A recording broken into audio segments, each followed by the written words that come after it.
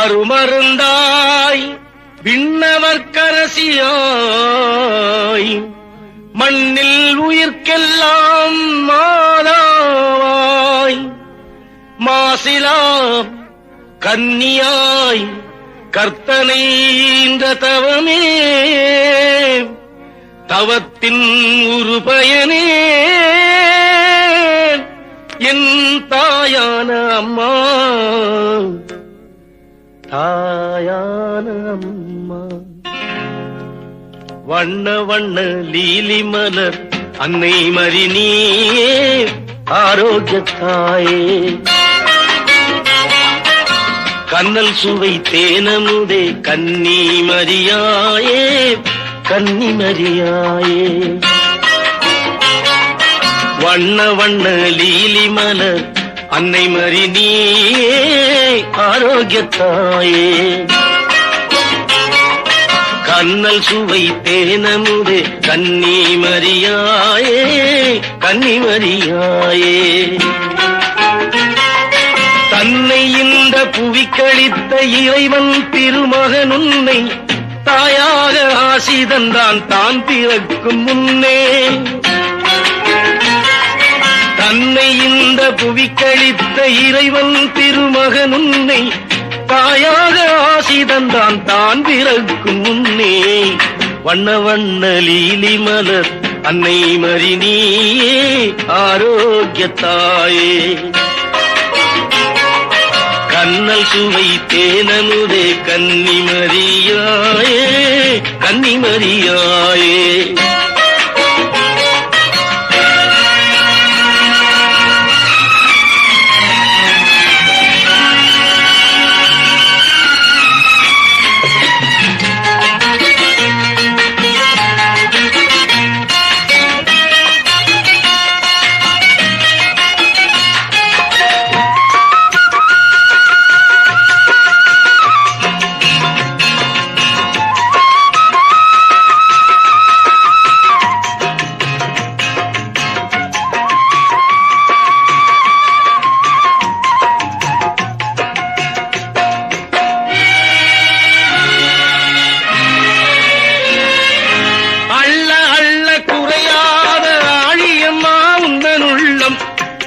தமிழ் காவியமாய் தித்திக்கும் கருணை வெள்ளம்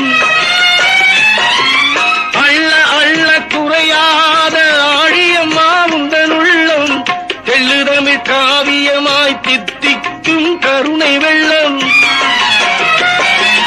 வள்ளலம்மா எங்களையே வாழ வைக்கும் தாயம்மா எல்லையில்லா பேரின்பத்தின் எழில் வாசல் திருவிளக்கே. வள்ளலம்மா எங்களையே வாழ வைக்கும் தாயம்மா எல்லையில்லா பேரின்பத்தின் எழில் வாசல் திருவிளக்கே. வண்ண வண்ண லீலி மலர் அன்னை மரினே ஆரோக்கியத்தாயே கண்ணல் சுவை தேனமுதே கன்னி மரியாயே கன்னி மரியாயே.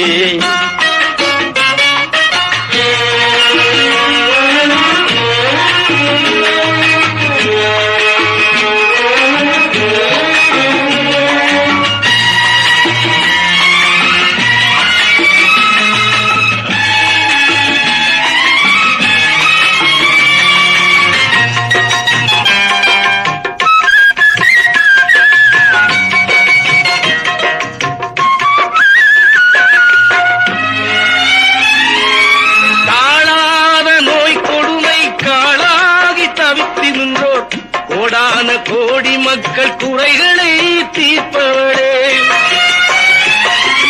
காளாத நோய் கொடுமை காளாகி தவித்து நின்றோர் கோடான கோடி மக்கள் குறைகளை தீர்ப்பவளே. வேளாங்கண்ணி அமர்ந்த வேதநாயகன் தாயே ஆதாரம் நீ துணையே ஆரோக்கியமாமரியே. வேளாங்கண்ணி அமர்ந்த வேதநாயகன் தாயே ஆதாரம் நீ துணையே ஆரோக்கியமாமரியே. வண்ண வண்ண லீலி மலர் அன்னை மரினியே ஆரோக்கியத்தாயே கண்ணல் சுவை தேனமுதே கன்னிமரியாயே கன்னிமரியாயே. மாவே கர்த்தரை ஸ்தோத்திரி, என் முழு உள்ளமே கர்த்தருடைய பரிசுத்த நாமத்தை ஸ்தோத்திரி. என் ஆத்மாவே கர்த்தரை ஸ்தோத்திரி, கர்த்தர் செய்த சகல உபகாரங்களையும் என்றென்றும் மறவாதே. ஆமென்.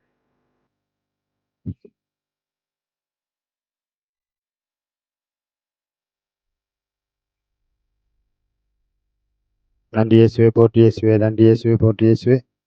நன்றியோடு துதிக்கிறோம், நாவாளி துதித்துமே ஆராதிக்கிறோம். இயேசுவை போற்றி, இறைவனை போற்றி, தந்தையை போற்றி, தகப்பனை போற்றி, என்னென்னும் போற்றி புகழ்ந்து பாடுகிறோம். ஆண்டவரே, இதோ இப்பொழுது இந்த ஜெபத்திற்கு இந்த சத்தியத்தை, உம்முடைய உண்மைகளை நீர் அறிவிக்கின்றதான சத்தியங்களை அறிந்து கொள்ளும்படியாக இவ்வேளையிலே இதை கேட்டுக்கொண்டிருக்கின்ற உம்முடைய பிள்ளைகளாகிய என்னுடைய சகோதர சகோதரிகள் ஒவ்வொருவருக்கும் உம்முடைய சத்தியத்தை அறிவித்திரும்படியாக அவர்கள் இருதயம் திறக்கப்பட்டு தேவனுடைய இரக்கம் அவர்களுக்கு கொடுக்கப்பட்டு உன்னதமான கடவுளுடைய மறைவான சத்தியங்களை அறிந்து கொண்டு அந்த மகா இடுக்கமான வாசல் வழியே நுழைந்து இவர்கள் ஒவ்வொருவரும் நித்திய ஜீவனை சுதந்திரித்துக் கொள்ளும்படியாக இவர்களை நீர் ஆசீர்வதித்தருளும். ஆண்டவரே, திக்கற்றவர்களும் ஏழைகளும் பூமியில் பரதேசிகளும் ஆகிய என் சகோதர சகோதரிகளாகிய இவர்கள் ஒவ்வொருவரையும் உடைய பரிசுத்தம் உள்ள வார்த்தைகளை கொடுத்து அந்த சத்தியமான உண்மைகளை இவர்களுக்கு கொடுத்து அப்பத்தினால் மாத்திரமல்ல தேவனுடைய வசனத்தினால் மனிதன் உயிர் வாழ்கிறான் என்று எழுதியிருக்கிற வார்த்தையின் பிரகாரமாக இவர்கள் ஒவ்வொருவரும் இயேசுவினுடைய வார்த்தையினால் உயிர்ப்பிக்கப்பட்டு இவர்களுடைய நித்திரையிலிருந்து விழித்து மரித்தவர்கள் மத்தியிலிருந்து இவர்கள் ஒவ்வொருவரும் எழுந்து உம்மிடத்திலே, உம்முடைய ஸ்தலத்திலே, உம்முடைய ஸ்தானத்திலே ஏற்றுக்கொள்ளப்படும்படியாக உம்முடைய வார்த்தையை திஷரவி சக்கரவி விசரத்து நிற்கிறவர் திச்சக்ரா உம்முடைய வார்த்தையை அனுப்பும். ஆண்டவரே, வார்த்தையான கடவுளே, உன்னதமான மகா மகிமையின் தேவாதி தேவனே, உம்முடைய திருப்பெயருக்கு என்றென்றைக்கும் மகிமை உண்டாவதாக, மகிமை உண்டாவதாக, மகிமை உண்டாவதாக. திவி விசரபி சக்கரவி விசரத்து விசரத்து நிற்கிறவர் திச்சக்ரா. நன்றி இயேசுவே, போற்றி இயேசுவே, நன்றி இயேசுவே, போற்றி இயேசுவே, நன்றி இயேசுவே, போற்றி இயேசுவே, நன்றி இயேசுவே, போற்றி இயேசுவே. நன்றியோடு துதிக்கிறோம், நாவாளி துதிக்கிறோம், இயேசுவை துதிக்கிறோம், இறைவனை துதிக்கிறோம், தந்தையை துதித்தும் ஆராதித்து போற்றுகிறோம். என்றென்றைக்கும் உம்மை போற்றி புகழ்ந்து பாடுகிறோம். எங்கள் மேல் இரக்கமாயிருந்து எங்கள் ஒவ்வொருவரையும் உம்முடைய பரிசுத்தம் உள்ள வார்த்தைகளுக்குள், அந்த வார்த்தையான கிறிஸ்துவுக்குள் மறைத்து அந்த வார்த்தையை உட்கொண்டு அந்த வார்த்தையினால் நாங்கள் மரித்தவர்கள் மத்தியில் இருந்து ஜீவன் பெற்று ஜீவனுள்ள தேவனுடைய பிள்ளைகளாக மாறும்படிக்காக திவி பிஷர பிஷர திவி பிஷரத்து நிற்கிறவர் சக்கரா.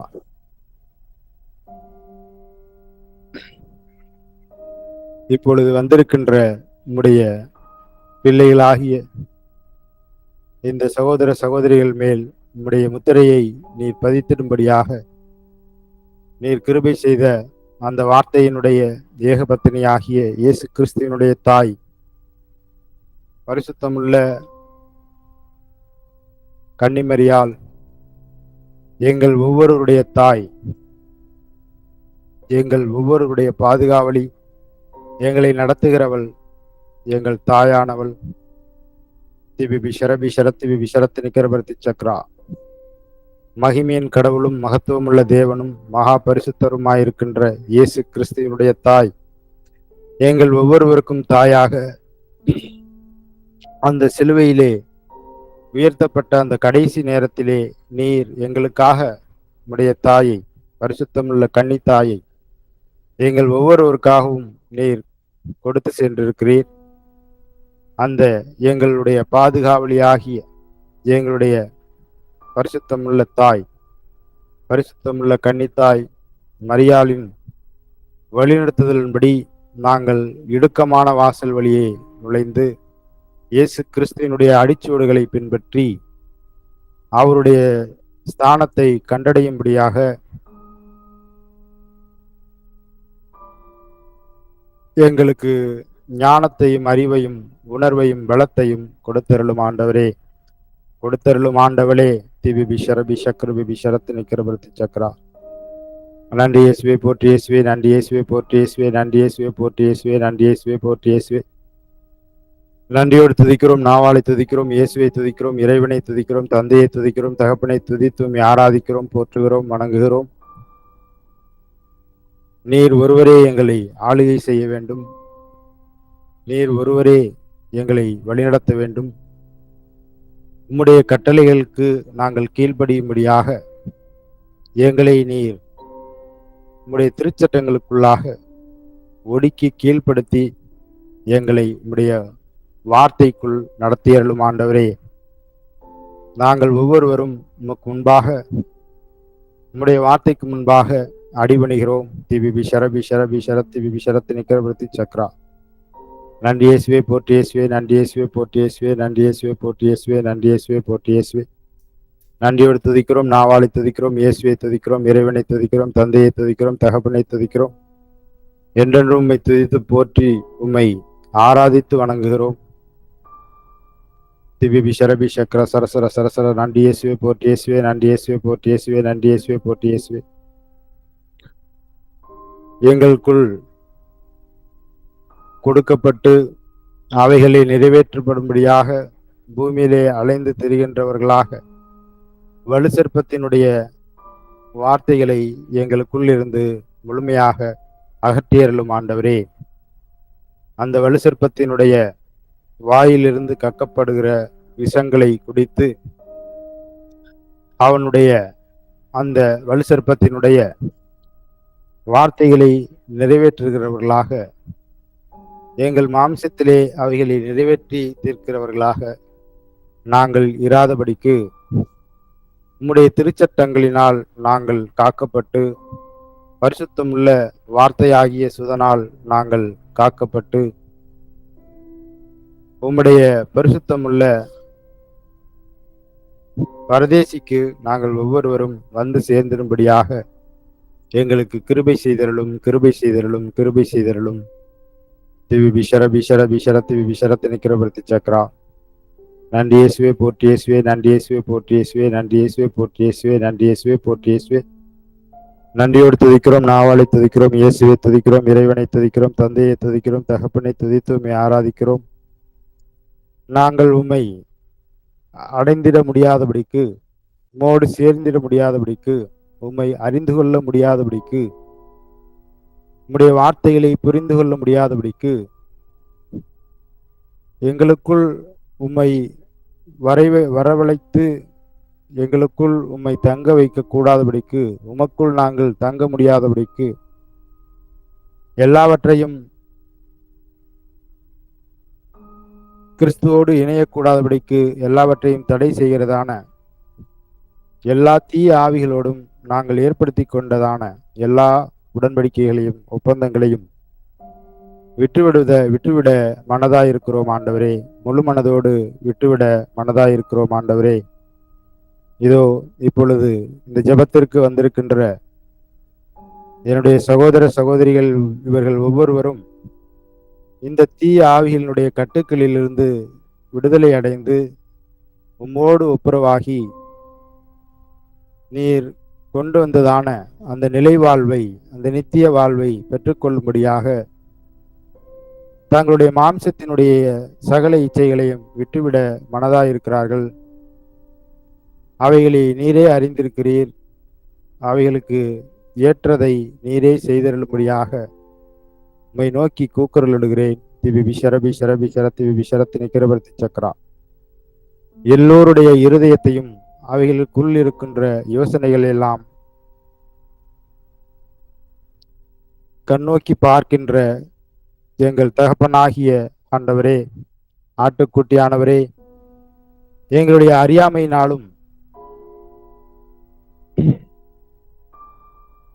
நாங்கள் சேர்த்து கொண்ட செய்த ஏமாற்றப்பட்டதனால் நாங்கள் ஏமாறந்து போன சகலத்தையும் நீர் அறிந்திருக்கிறீர்.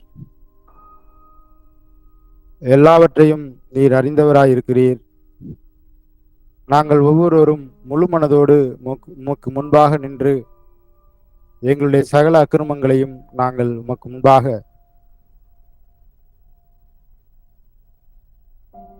முழு மனதோடு ஒப்புக்கொள்ளுகிறோம் ஆண்டவரே. இவர்களும் ஒப்புக்கொள்ளுகிறார்கள். அவர்களுடைய இருதயத்தை நீர் சோதித்து அறிந்து இவர்களுக்கு ஏற்றதை நீர் செய்யும்படியாக உம்மை கூவி அழைக்கிறேன். நீரே எல்லாவற்றையும் அறிந்தவர். சகலம் உமக்கு முன்பாக வெளியரங்கமாயிருக்கிறது. எல்லோருடைய இருதயத்திற்குள் இருக்கின்ற யோசனைகள் எல்லாம் அறிந்த எங்கள் ஆண்டவராகிய கடவுளே, எங்களுடைய இயலாமையை பார்த்து எங்களுக்கு கிருபை செய்தலும் தயவாய் எங்களை பொறுத்து எங்கள் மேல் இருக்கும் அந்த வலு சிற்பத்தினுடைய அழிவின் ஆடைகளை அகற்றியருளும்படியாக மன்றாடுகிறேன். திபி ஷரபி ஷரபி ஷரத் திபி ஷரத் நிக்கிறவர்த்தி சக்கரம். நன்றி இயேசுவே, போற்றி இயேசுவே, நன்றி இயேசுவே, போற்றி இயேசுவே, நன்றி இயேசுவே, போற்றி இயேசுவே, நன்றி இயேசுவே, போற்றி இயேசுவே.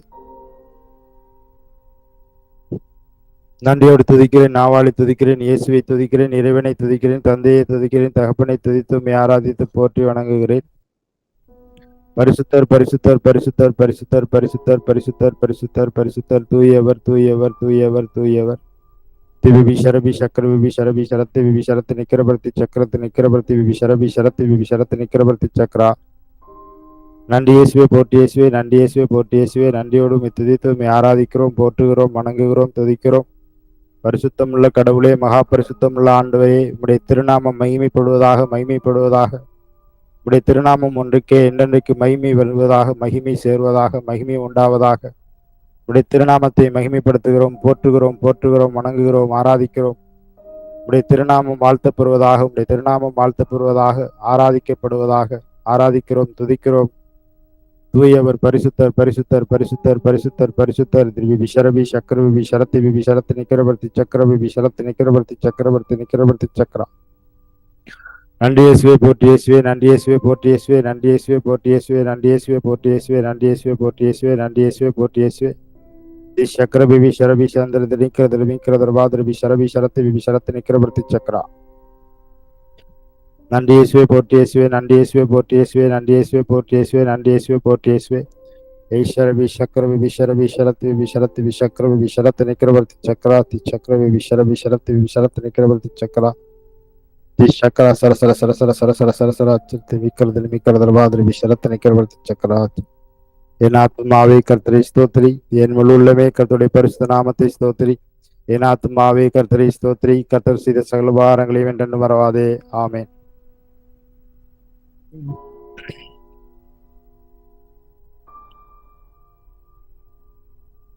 ஆண்டவர் ஒரு ஒரு இத ஒரு ஒரு காரியத்தை வெளிப்படுத்துறாரு. ஒரு மங்களா, ஒரு கிளீனா தெரியல,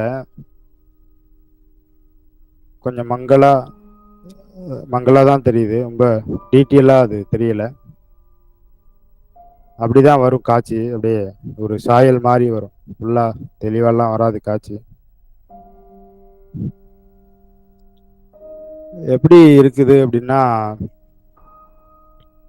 எல்லார் மேலேயும் இந்த இந்த வலு சர்ப்பம் அப்படின்னு சொல்லப்படுகிற அந்த தீய ஆவியினுடைய ஒரு ஆடை உங்கள் ஒவ்வொரு மேலும் போற்றப்பட்டிருக்கிறது.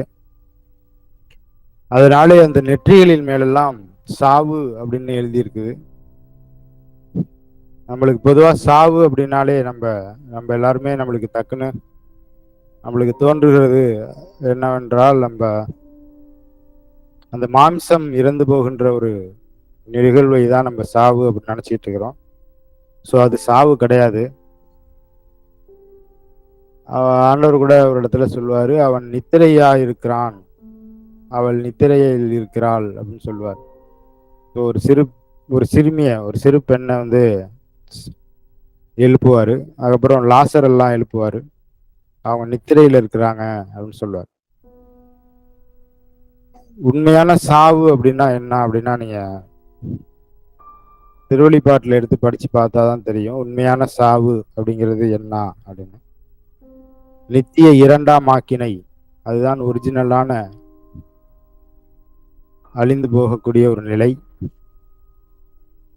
நம்மளை வந்து ஏமாத்தி, ஒவ்வொருத்தவங்களையும் ஏமாத்தி,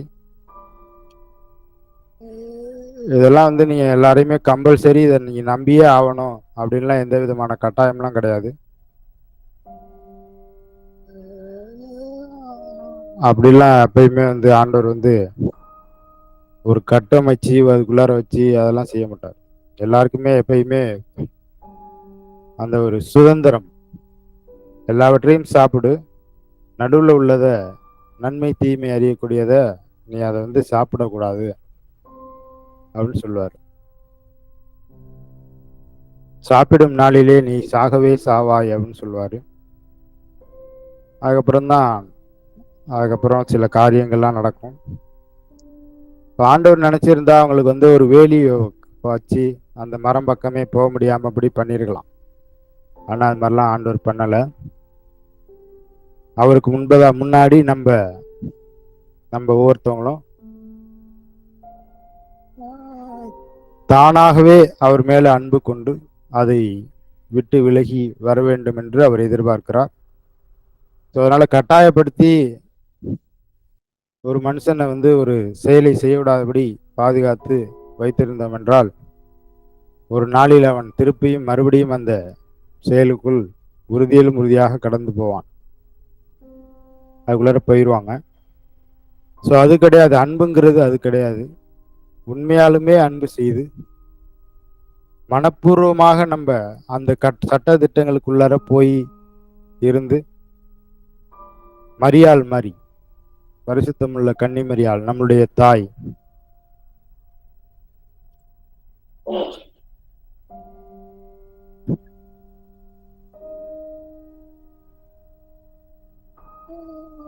இதோ உம்முடைய அடிமை உம்முடைய வார்த்தையின்படி எனக்கு ஆக கடவுது அப்படின்னு சொன்னாங்க அம்மா. ஸோ நம்ம வந்து என்ன பண்ணிட்டோம்னா, முழு மனசோட கடவுளை நம்ம வந்து இதுவரையும் நம்ம அன்பு செஞ்சுக்கிட்டு இருக்கிறோமா அப்படின்னு நல்லா நம்ம யோசிச்சு பார்த்தோம் அப்படின்னு என்றால், நம்ம முழு மனசோடு செய்தோம் என்றால், என்னை அன்பு செய்கிறவன் எப்படி அவன் தெரியுமா அப்படின்னா, என்னுடைய கட்டளைகளை கடைபிடிப்பதே நீ எனக்குள்ள நினைத்திருக்கிறதுக்கு அடையாளம் அப்படின்னு சொல்லுவார். ஒரு வசனம் இருக்குது அது மாதிரி. ஸோ அதனால அன்புன்னா என்ன அப்படின்னா, அதுதான் அந்த சட்டதிட்டங்கள் அதெல்லாம் ஒன்றா சேர்ந்துதான் ஆதியிலே தேவனோடு இருந்த அந்த வார்த்தை மனித ரூபம் எடுத்து, அடிபையின் ரூபமாகிய மனிதனின் ரூபம். நம்மெல்லாம் மனிதனின் ரூபம்லாம் நம்ம என்ன அப்படின்னு சொல்றாங்க பாருங்க ஆண்டவரை. அடிமையின் ரூபம் படைத்தப்ப வந்து அவர் உருவாக்குனப்ப எல்லாம் நல்லபடியா இருந்தது. எப்போ அவங்க கடவுளுடைய கட்டளைகளை வந்து மீறி அவங்க வந்து கடவுளுக்கு விரோதமாக அந்த வார்த்தையை மீறி பாவம் எப்பொழுது அங்க நடக்க ஆரம்பிக்குதோ அப்பையிலேருந்து அவங்க வந்து விரோதமா ஆயிட்டாங்க, கடவுளுக்கு விரோதமாக மாறிவிட்டார்கள். அது நம்ம தான் அது கடவுளுக்கு விரோதமாக மாறிட்டோம். ஸோ நம்மள வந்து திருப்பியும் நம்ம போய் அவரோட ஒப்புரவாகவே முடியல. அவர் எவ்வளவோ வழிகளை எடுத்துட்டு வந்தாரு, பல வகையான முறைமைகளை அவர் எடுத்துட்டு வந்தாரு. ஆடு அடிக்கிறது, மாடு அடிக்கிறது, எத்தனையோ முறைமைகள், பலியிடுறது, எத்தனையோ ரத்தம் கொண்டு வந்தது.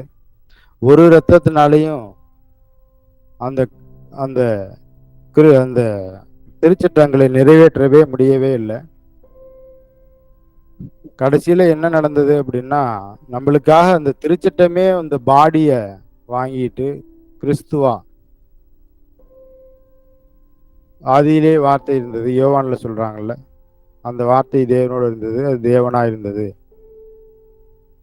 நாங்கள் கண்டதும் எங்கள் காதுகளாலே கேட்டதும் நாங்கள் தொட்டு உணர்ந்து பார்த்ததும் ஜீவ வார்த்தையை குறித்தே சாட்சி கொடுக்கிறோம் அப்படின்னு சொல்லுவார். வார்த்தை மாமிசமாகி அப்படின்னு சொல்லுவாங்க. அது நம்மள மாதிரி மாமிசமாகி வந்து ஏன் அப்படி மாமிசமாகனுச்சு அப்படின்னா, அப்ப வந்து பலி அப்படின்னாலே அதுக்கு சரிசமமான பலி கொடுக்கணும். ஈடு பலின்னா அதுதான். ஈடு பலின்னா அதுக்குரிய அர்த்தம் அதுதான். சரியான நிகரான பலி.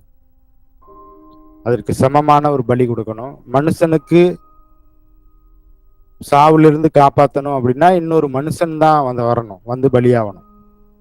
ஏஞ்சல்லாம் வந்து இது நான் முன்னாடியே உங்களுக்கு சொல்லியிருக்கிறேன். ஏஞ்சல் வந்து மனுஷனோட மேல இருக்கிறவங்க, அதிகமா இருக்கிறவங்க.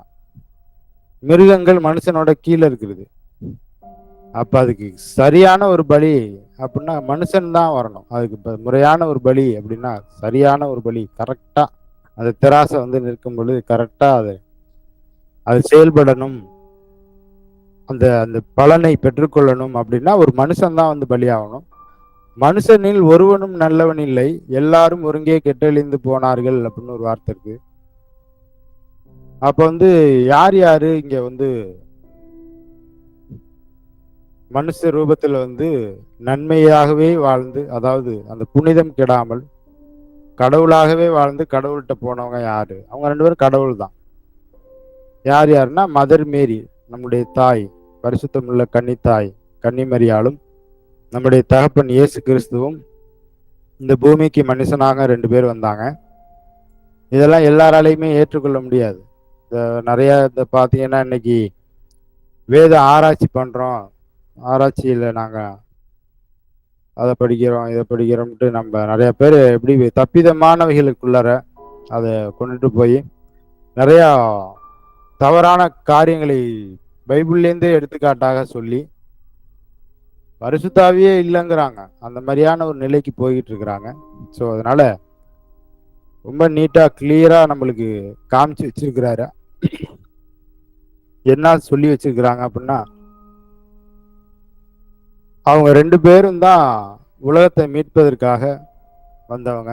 குறிப்பா ஆண்டவராகி இயேசு கிறிஸ்து.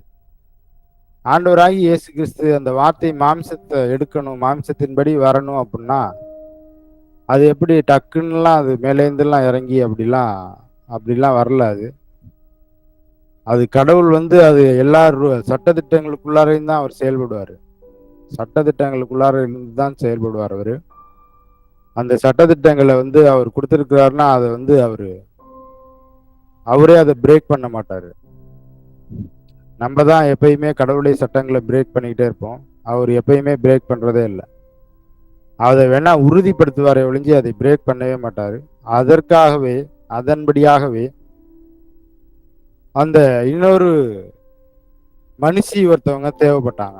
எப்படி ஆதாமும் ஏவாளும் ஒரு மனுஷனும் மனுஷியும் அங்க கெட்டு போனாங்களோ, அதே போல அந்த 2 பேரால எப்படி பூமி முழுவதுக்கும் சாவு அப்படி வந்ததோ, அதே போல அதே மாதிரி ஒரு மனுஷனும் மனுஷனாலும் ஒரு மனுஷியினாலும், அதாவது ஒரு ஆணாலும் ஒரு பெண்ணாலும் இதெல்லாம் ஏற்றுக்கொள்வது கொஞ்சம் கடினமான ஒரு காரியம்தான்.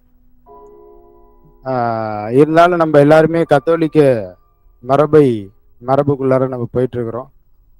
அந்த கத்தோலிக்கத்தினுடைய பாதுகாவலியே மாதா தான். மாதாம்மா தான் பாதுகாவலி. அவங்க அதனாலதான் அது 2ஆகிட்டு ஓடிட்டு இருக்குது இன்ன வரையும். ஸோ அவங்க ஒரு மனுஷனும் ஒரு மனுஷியத்தினால அவங்க வந்துதான் அதை திருப்பியும் சாவை ஜெயிப்பதற்காக, சாவை பரிகரிக்கிறதற்காக அந்த சாவையே நோக்கி வந்தாங்க. அதை ஏற்றுக்கொண்டார். நம்மளுடைய ஒவ்வொருவருடைய அக்கிரமங்களுக்காகவும் நம்மளை ஏற்றுக்கொண்டார். இப்போ இதெல்லாம் நம்மளுக்கு நல்லாவே தெரியும். ஆண்டவர் வந்தாரு, ஈடு பலியா, சரிசமமான பலி, சரி நிகரான பலி. கொஞ்சம் மேலையும் கிடையாது, கொஞ்சம் கீழும் கிடையாது.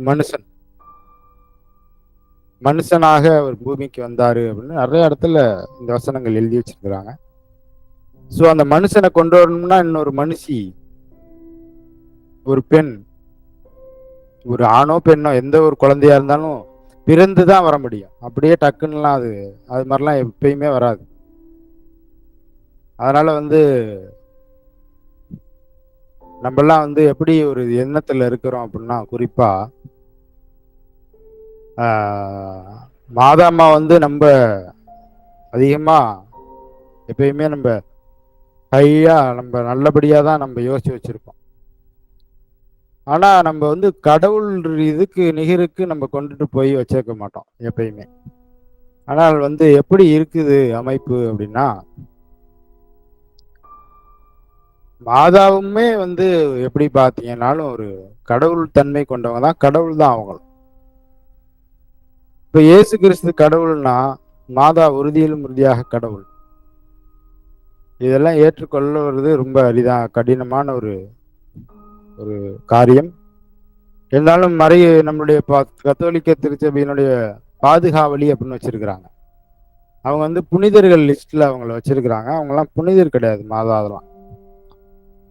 அவங்கள பத்தியும் ஒன்றும் சொல்ல முடியாதுன்னு வச்சுங்களேன். ஏன்னா அவங்களுக்கு யாருக்குமே மாதான்னா என்ன அப்படின்னா தெரியாது. அதனால அவங்க அப்படி வச்சிருக்கிறாங்க. இருந்தாலும் பரவாயில்ல, அது ஒன்றும் பிரச்சனை இல்லை. அதை யாருக்கு தன்னை வெளிப்படுத்த அவருக்கு விருப்பம் இருக்கிறதோ அவங்களுக்கு மட்டும்தான் அவர் கடவுள் வெளிப்படுத்துவார் எப்பயுமே. யாருக்கு எவனுக்கு உருக்கமாயிருக்கு சித்தமாயிருக்க நான் அவன் மேல் உருக்கமாயிருப்பேன், எவனுக்கு இரக்கமாயிருக்கு சித்தமாயிருக்க நான் அவன் மேல் இரக்கமாயிருப்பேன் அப்படின்னு சொல்லியிருக்கிறார்.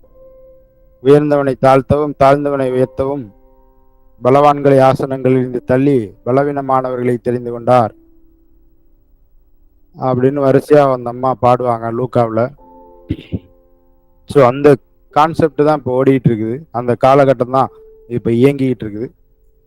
நம்மளுக்கு கிடைக்கப்பட்ட மிக அரியதான ஒரு பெரிய பொக்கிஷம், பெரிய ஒரு ரகசியம் மாதா. அதே போன்ற ரகசியம்தான் இயேசு கிறிஸ்துவும். ரெண்டு பேரும் ஒரே நேர்கோட்டில் ரெண்டு பேரையும் நம்ம வச்சுக்கணும். இப்படி ரெண்டு பேரையுமே பக்கத்துல பக்கத்துல வச்சுக்கிட்டு ரெண்டு பேரையும் பார்த்துக்கிட்டு அப்படியே போய்கிட்டே இருக்கணும்.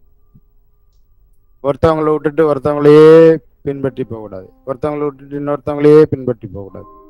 ரெண்டு பேரும் ஒரே இடத்துல இருந்து தான் வந்தாங்க. அதுலேயும் ஒரு ஒரு சில ரகசியங்கள் இருக்குது. அந்த அளவுக்கு உள்ளர போய் அதை பத்தி நம்ம பேச முடியாது. மாதா எங்கேருந்து வந்தாங்க, இயேசு கிறிஸ்து எங்கேருந்து வந்தாரு அப்படின்லாம் காரியங்கள் நிறைய இருக்கு. அப்ப வந்து நீங்க வந்து பரிசுத்த ஆவி அப்படின்னு நீங்க எபிரேயத்தில் எடுத்து வாசிச்சு பார்த்தீங்க அப்படின்னா, நம்ம பைபிள்ல எல்லாம் தமிழ்ல பரிசுத்த ஆவியானவர் ஆவியானவர் ஆவியானவர்னு இருக்கும். சில இடங்கள்ல பரிசுத்த ஆவி அப்படின்னு இருக்கும். ஆக்சுவலா பரிசுத்த ஆவியானவர்லாம் கிடையாது. அது வந்து பரிசுத்த ஆவி அப்படின்னு சொல்றாங்கன்னா, அதுல வந்து ஒரு மேல் ஸ்பிரிட்டும் இருக்கும், ஒரு ஃபீமேல் ஸ்பிரிட்டும், ரெண்டு ஸ்பிரிட்டுமே இருக்குது, ஒண்ணுக்குள்ளார ஒன்னா கலந்து இருக்குது. அதை எங்கன கலக்குதுங்கிறத நம்மளுக்கு கிளீனா தெரிஞ்சுக்கலாம் அப்படின்னா, இதெல்லாம் நம்மளுக்கு வெளிப்படுத்தி காமிக்கிறதுக்காக நடந்த காரியங்கள். எப்படி இவங்க ரெண்டு பேரும் ஒன்னா இருக்கிறாங்கன்னா, இஸ்ரவேல் மக்களை வழி நடத்திட்டு வந்துகிட்டு இருக்கும் பொழுது அதுல ஒரு ஆவி பகல்ல வந்து அக்னி ஸ்தம்பமா வரும், அதுல இன்னொரு ஆவி ரொம்ப ஹாட்டா ஒன்று இருக்கும், இன்னொன்று ரொம்ப கோல்டா இருக்கும். நைட்ல ஒன்று வந்து வரும். அந்த அட்மாஸ்பியருக்கு தகுந்த மாதிரி அவங்க மாறி மாறி வருவாங்க. பகல்ல வந்து நல்ல ஆல்ரெடி சூரியனுடைய வெப்பத்தினால ஹாட்டா இருக்கும். அப்ப கூலா மேகம் மாறி வரும், ஒரு மேக ஸ்தம்பம் அந்த மக்களை சூழ்ந்து அவங்கள அப்படியே வழி நடத்திட்டு போயிட்டு இருக்கும். நைட்ல கூலாயிரும். கூலான உடனே அவங்களுக்கு வெளிச்சமும் கிடைக்கும். அதுல இருந்து அந்த கதகதப்பு, அந்த அனல். பொதுவாக குழந்தைகள் வந்து தாயின் கருவில் இருக்கும்போது ஒரு அனல்லையே இருக்கும் அப்படின்னு உங்களுக்கு பல பேருக்கு தெரிஞ்சிருக்கும். அது ஒரு அனல் இருக்கும், அந்த அனல் இருக்கும். ஸோ இந்த மாதிரி ரெண்டு ஆவிகள் அவங்க. அது ஆக்சுவலா ரெண்டு கிடையாது, ரெண்டுன்னு வச்சுக்கலாம். ஆனா ரெண்டு ஒன்றாகி அப்படின்னு ஒரு காரியம் இருக்குது, ஒன்று இரண்டாகி அப்படின்னு ஒரு காரியம் இருக்குது.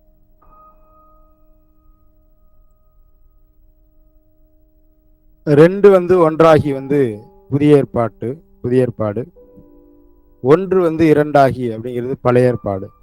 இது உங்களுக்கு சும்மா உங்களுக்கு ஒரு வரியில சொல்றேன், ரெண்டு வார்த்தைகளா சொல்றேன். உங்களுக்கு இதுக்குள்ளார நிறைய அர்த்தங்கள் இருக்குது. உதாரணத்துக்கு அடுத்தது நான் ஒன்று சொல்றேன் பாருங்களேன். இது வந்து கர்த்தருடைய ஆவியானவர், தேவனுடைய ஆவியானவர்லாம் சொல்லுவாங்க.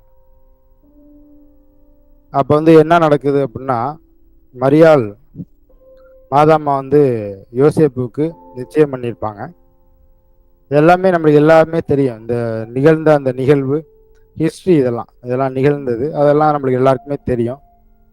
அப்போ வந்து அவர் யோசிச்சுக்கிட்டே இருப்பார். ஃபஸ்ட்டு ஒப்பந்தம் ஆயிருக்கும். அதுக்கு ஒப்பந்தம் ஆனோடனே ஏஞ்சல் வந்து கேப்ரியல் வந்து மாதாமாட்ட வந்து இப்படி சொல்லுவாங்க. வந்து உன்னதமானவர் உன்மேல் வருவார், தேவனுடைய ஆவி உன்மேல் நிழலிடும். அந்த நிழலிடும் அப்படிங்கிற ஒரு காரியம் இருக்கு.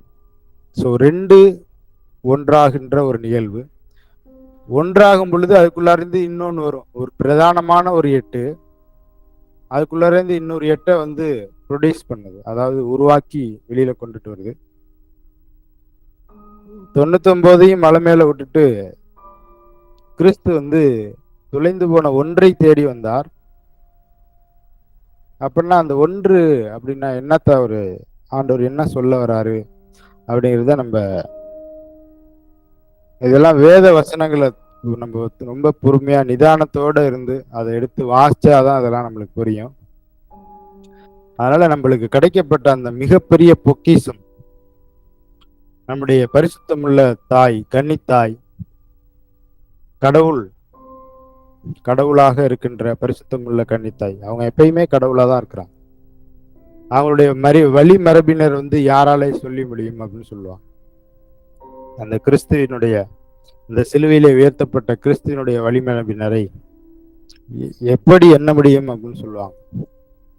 ஸோ கடைசியில பார்த்தோம்னா நம்ம திருவழிப்பாட்டுல அவளுடைய சந்ததி ஆகிய மற்றவர்களுடனே அது யுத்தம் பண்ண போயிட்டு, அவளுடைய சந்ததி அப்படின்னா எங்கெங்கெல்லாம் அவங்க அவளுடைய சந்ததி இருக்கிறாங்க,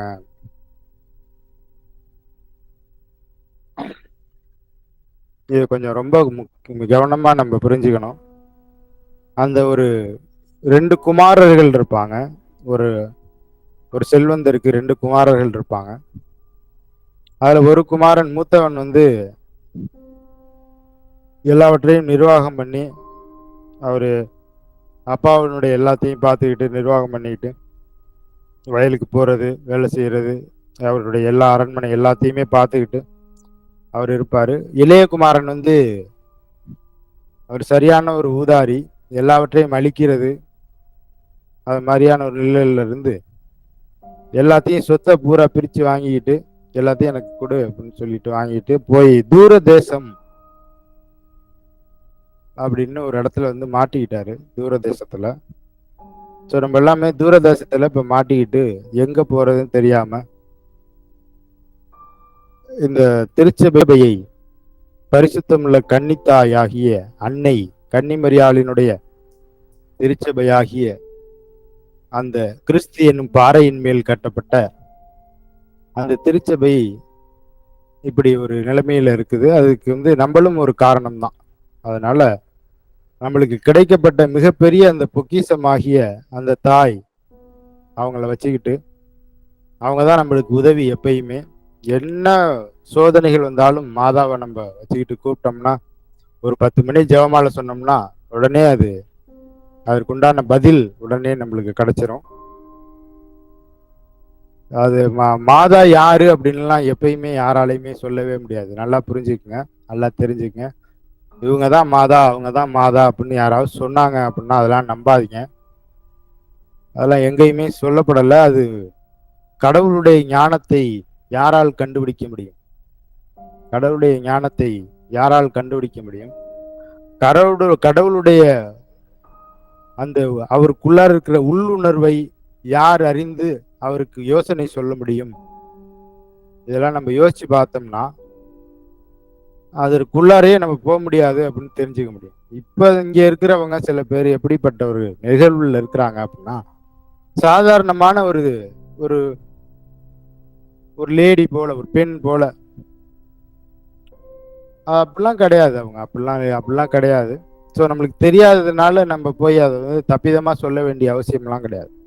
தெரிஞ்சா சொல்ல வேண்டியதுதான், தெரியலைன்னா அமைதியா போயிடணும், அவ்வளவுதான். அதை நம்மளுக்கு தோன்றதெல்லாம் சொல்லிக்கிட்டு அது பண்ணிட்டு அவங்க வந்து புனிதர்னு சொல்றாங்க. புனிதர் அவங்க வாழ்வை கொண்டு வந்த கிறிஸ்து கடவுள், அந்த வாழ்வின் கனியாகி இயேசு கிறிஸ்துவை சுமந்து வந்த அந்த அந்த தாய் அவங்கள எந்த நிலைமையில இங்க வச்சிருக்கிறாங்க பாருங்க. இவங்களுக்கு 2-3 வசனம் இருக்குது. அந்த வசனத்தை வச்சுக்கிட்டு இவங்க முரண்பாடா போய்கிட்டே இருக்கிறாங்க. அது அது அப்படிதான் இருக்கணும் அவங்க. அதுதான் திட்டமே. அதனால நம்மளுக்கு மறைக்கப்படாமல் செல்வம் கொடுக்கப்படுகிறது. சிலருக்கோ அது மறைக்கப்படுகிறது. ஏனென்றால் இதெல்லாம் எந்த அமைப்புல இதெல்லாம் சென்று கொண்டிருக்கிறது? எந்த அமைப்புல இதெல்லாம் போய்கிட்டு இருக்குது அப்படின்னா, அப்பா வந்து ஒரு உதாரணம் சொல்லுவாங்க. ஏசப்பா வந்து ஒரு உதாரணம் சொல்லுவாங்க. எப்படி சொல்லுவாங்க அப்படின்னா, அந்த விதை விதைப்பவனுடைய உவமையில சொல்லுவாங்க. ஒரு 3 வகையான மக்களை பத்தி அவங்க கடைசியில சொல்லுவாங்க. பல வகையான மக்களை சொல்லுவாரு.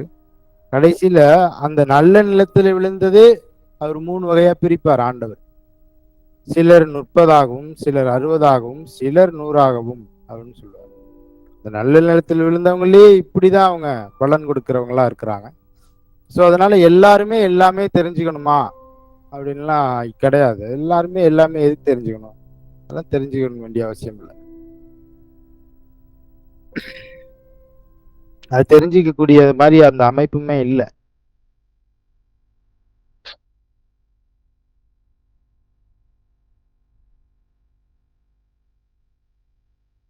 அந்த யோபுல இருந்து நான் உங்களுக்கு வாசிக்கிறேன். யோபு 28வது அதிகாரத்துல அந்த 12வது வசனத்திலிருந்து நான் வாசிக்கிறேன் சில வசனங்கள். ஆனாலும் ஞானம் கண்டெடுக்கப்படுவது எங்கே?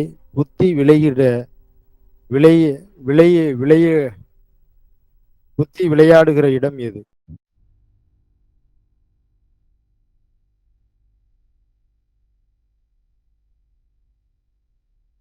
அது என்ன சொல்லியிருக்கிறாங்க பாருங்க. நீங்க முடிஞ்ச பைபிள் எடுத்து வச்சுக்கங்க. அங்க ஞானத்தை பத்தி அவங்க கேள்வி கேட்கிறாங்க.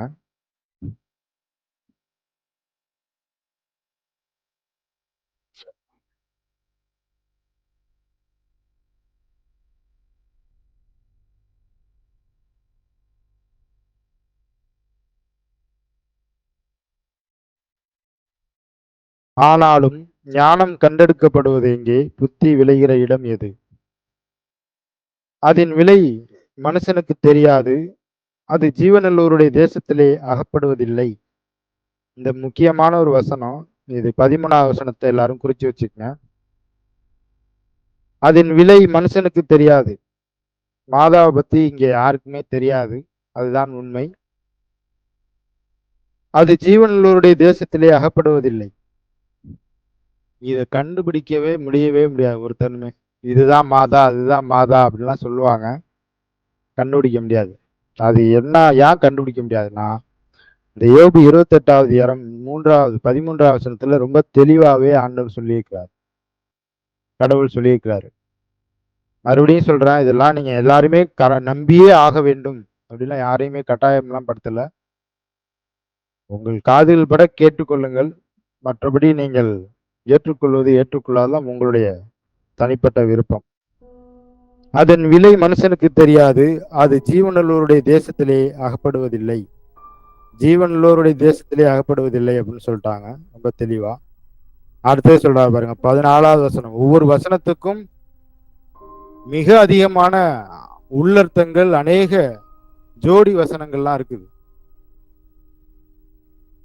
இதை எப்படி படிக்கணும் அப்படின்னா, ஆக்சுவலா நல்லா தெரிஞ்சுக்கங்க எல்லாருமே. அவருடைய வார்த்தைகளை எப்படி எடுத்துட்டு வந்து சொல்லணும், அதை நம்ம எப்படி கற்றுக்கொள்ள வேண்டும், அதற்குள்ளார இருக்கிற அந்த மறைபொருள்களை எப்படி அறிந்து கொள்ள வேண்டும் என்றால், வேதத்தை எப்படி வாசிக்க வேண்டும் என்றால், அவருடைய சாட்சியாகமத்தையும் வேதாகமத்தையும் கவனிக்க வேண்டும். இவைகளின்படி சொல்லாவிட்டால் அவனுக்கு விடியற் காலத்தில் வெளிச்சம் இல்லை அப்படின்னு ஒரு இடத்துல வசனம் இருக்கு. தேவனுடைய சத்தியம் இருக்குது. அப்படிப்பட்ட மனுஷனுக்கு அவன் மேல் விடியற் காலத்தின் வெளிச்சம் ஒருபோதும் வீசாது. அப்ப பழையவைகளிலிருந்தும் புதியவைகளிலிருந்தும் எடுத்து கொடுக்கின்ற வீட்டெஜமானனை போல நம்ம இருக்கணும் அப்படின்னு சொல்றாரு. பழையவைகளிலிருந்தும் புதியவைகளிலிருந்தும் எடுத்து வாசிச்சு அதற்குள்ளார இருக்கிற மறை உண்மைகளை தெரிந்து கொள்ளவர்களாக அறிந்து கொள்ளவர்களாக நம்ம மாறணும் அப்படின்னு சொல்றாரு ஆண்டவர். இப்ப 14வது வசனத்தை படிக்கிறேன் பாருங்க. யோபு 28வது அதிகாரம் 14வது வசனம். ஆழமானது அது என்னிடத்தில் இல்லை என்கிறது. ஆழம் அப்படின்னா என்ன அப்படின்னு நம்ம என்னைக்காவது சிந்திச்சு பார்த்துருக்கிறோமா? இது கடல்ல உள்ள ஆழத்தை பத்தி சொல்லல. சும்மா ஆறு, குளங்கள், ஏரி, கடல், இதில் உள்ள ஆழங்கள், நம்ம ஆழங்கள்னாலே இதான் நம்மளுக்கு தெரியும். ஸோ ஆழங்கள் அப்படிங்கிறது அதெல்லாம் கிடையாது. ஸோ இந்த இடத்துல சொல்லப்படுகிற ஆழங்கள் அப்படிங்கிறது முற்றிலும் வேற ஒரு காரியத்தை மறைமுகமாக எடுத்து சொல்லுகிறதாக உள்ளது.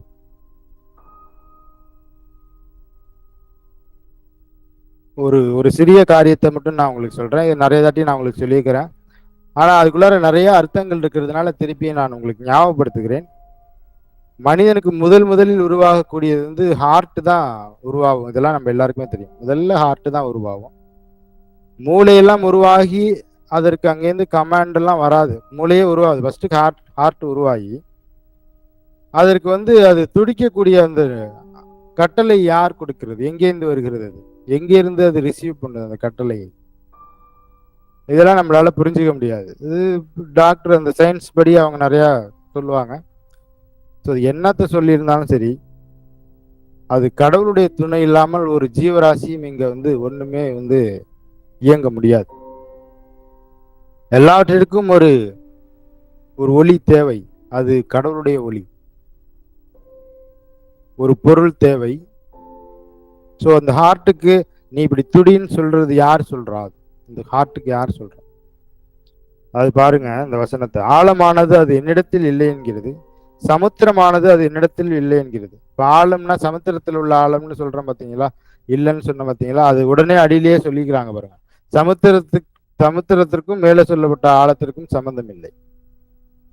என்னிடத்தில் இல்லை என்கிறது, சமுத்திரமானதும் அது என்னிடத்தில் இல்லை என்கிறது. சமுத்திரமும் சொல்லிருச்சு, கடலும் சொல்லிருச்சு.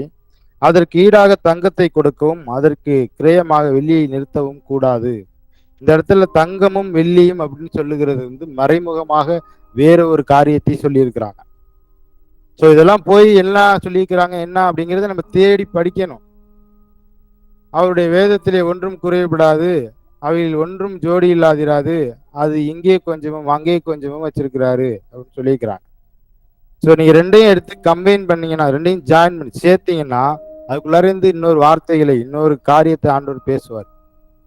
அப்புறம் திருப்பி இங்கேருந்து பழைய ஏற்பாட்டுக்கு போவார், பழைய ஏற்பாட்டுலேருந்து புதிய ஏற்பாட்டுக்கு வருவார், திருப்பி அங்கேருந்து அங்கே ஒரு 4-5 வசனங்களை நம்ம படிச்சாதான் அதற்குள்ளார இருக்கிற உள்ளர்த்தத்தையே நம்மளால எடுக்க முடியும்.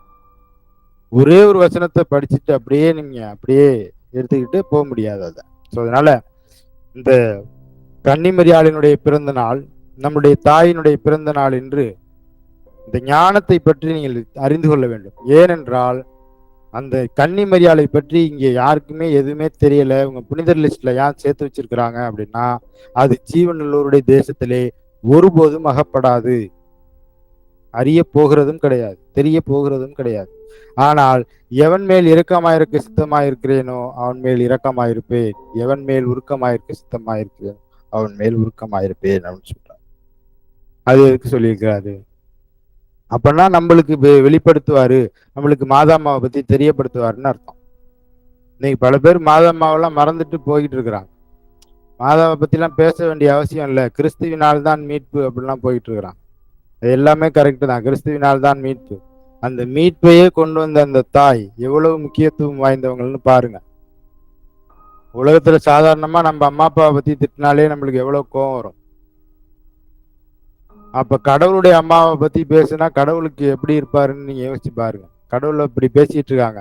தேவதாயை ஒரு சில காரியங்கள்ல ஒரு சில சபைகள்ல ஒரு மாதிரி தற்கூறவா பேசிட்டு இருக்கிறாங்க.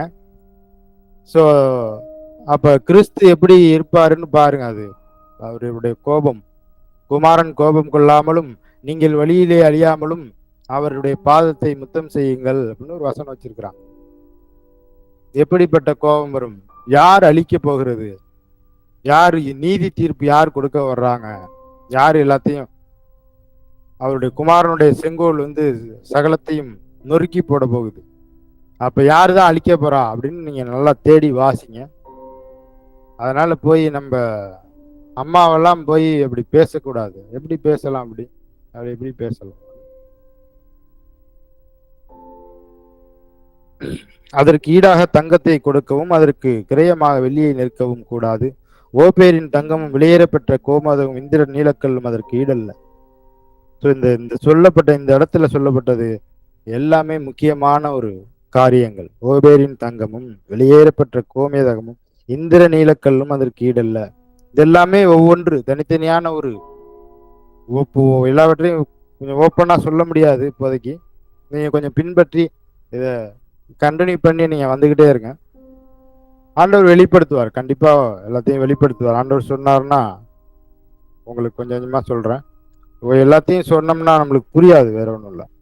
பொன்னும் வெள்ளிக்கும் அதற்கு ஒப்பல்ல, பசும் பொன்னாளாகலும் அதை மாற்றக்கூடாது, பசும் பொன்னாபரணங்களுக்கும் அதை மாற்றக்கூடாது அப்படின்னு சொல்றாங்க. இந்த இடத்துல எல்லாமே நம்ம இங்க சொல்றத அப்படியே நீங்க எடுக்கக்கூடாது. பொண்ணுன்னா பொண்ணு, பளிங்குக்கு அதுக்கு ஒப்பல்ல, பசு பொன்றாங்களுக்கும் அதை மாற்றக்கூடாதுன்னு சொல்லிக்கிறாங்கன்னா அந்த சுத்த தங்கத்திற்கு அதை மாற்றக்கூடாது அப்படி கிடையாது. அது வேற ஒரு காரியத்தை மறைமுகமாக சொல்லியிருக்கிறாங்க. பாதாளத்தையும் பவளத்தையும் படிகை பட்சத்தையும் அதையோட ஒப்பிட்டு பேசலாகாது. முத்துக்களை பார்க்கிலும் ஞானத்தின் விலை உயர்ந்தது. எத்தியோப்பியாவின் புஷ்பராகம் அதுக்கு நிகரல்ல, பசும்பொன்னும் அதற்கு சரியல்ல. இப்படி இருக்க ஞானம் எங்கிருந்து வரும்? புத்தி தங்கும் இடம் எங்கே? அவர் எப்படி எவ்வளவு தெளிவா ஆண்டவர் கேள்வியா கேட்டுட்டே வராரு பாருங்க. இதெல்லாம் எல்லாம் அல்ல தேவன், இந்த சர்வ சிருஷ்டிகளுக்கு முந்தின பேராயிருக்கிறவர் கேட்டுக்கிட்டே வர்றாரு, கேள்விகளா கேட்கிறார், எல்லாமே கேள்விகள். எத்தியோப்பியாவின் புஷ்பராகமும் அதற்கு நிகரல்ல, பசும்பொன்னும் அதற்கு சரியல்ல. இப்படி இருக்க ஞானம் எங்கிருந்து வரும்? புத்தி தங்கும் இடம் எங்கே? இப்ப ஞானம் எங்கிருந்து வருகிறது அப்படின்னு கேட்கிறாங்க பாருங்க. அது ஃபர்ஸ்ட்லயே சொல்லிட்டாங்க, அது ஜீவனுள்ளவருடைய தேசத்திலே அகப்படுவதில்லை அப்படின்னு சொல்லிட்டாங்க, ரொம்ப தெளிவாவே சொல்லிட்டாங்க. அது ஜீவனுள்ள சகலருடைய கண்களுக்கும் ஒளிந்தும் ஆகாசத்து பறவைகளுக்கு மறைந்தும் இருக்கிறது. இப்ப நல்லா தெளிவாவே இன்னொன்னு காரியத்தை சொல்லிட்டார் 21வது வசனத்துல. அது ஜீவனுள்ள சகலருடைய கண்களுக்கு ஒளித்தும் ஆகாசத்து பறவைகளுக்கு மறைந்தும் இருக்கிறது. இந்த ஆகாசத்து பறவைகள் அப்படின்னு என்ன சொல்றாங்க? அதை எதை மீன் பண்ணி, அதாவது அதை எதை குறிச்சு சொல்றாங்க அப்படின்னா, தேவ தூதர்களுக்கே அது மறைந்து இருக்கிறது, அந்த ரகசியம், அந்த ஞானம் அப்படிங்கிறத சொல்றாங்க. இதற்கு நிறைய ஆதார வசனங்கள் இருக்கு நான் சொல்லுகிறதற்கு. அடுத்த வசனத்தை பாருங்க, 22வது வசனத்துல, நாசமும் மரணமும் நாங்கள் எங்கள் காதுகளினாலே மாத்திரம் அதன் கீர்த்தியை கேட்டோம் என்கிறது. இப்ப நாசமும் மரணமும் ரொம்ப முக்கியமானது ரெண்டும். நாங்கள் எங்கள் காதுகளினாலே மாத்திரம் அதன் கீர்த்தியை கேட்டோம் என்கிறது. அப்ப அடுத்தது என்ன சொல்றாங்க பாருங்க, 23வது வசனம், தேவனே அதன் வழியை அறிவார், அதன் ஸ்தானம் அவருக்கே தெரியும். கடவுளை ஒருவனும் ஒரு காலமும் கண்டதில்லை, அவருடைய குமாரனாகி இயேசு கிறிஸ்துவே அவரை வெளிப்படுத்தினார்னு ஒரு இடத்துல அப்போஸ்தலனாகிய பவுல் சொல்லியிருக்கார்.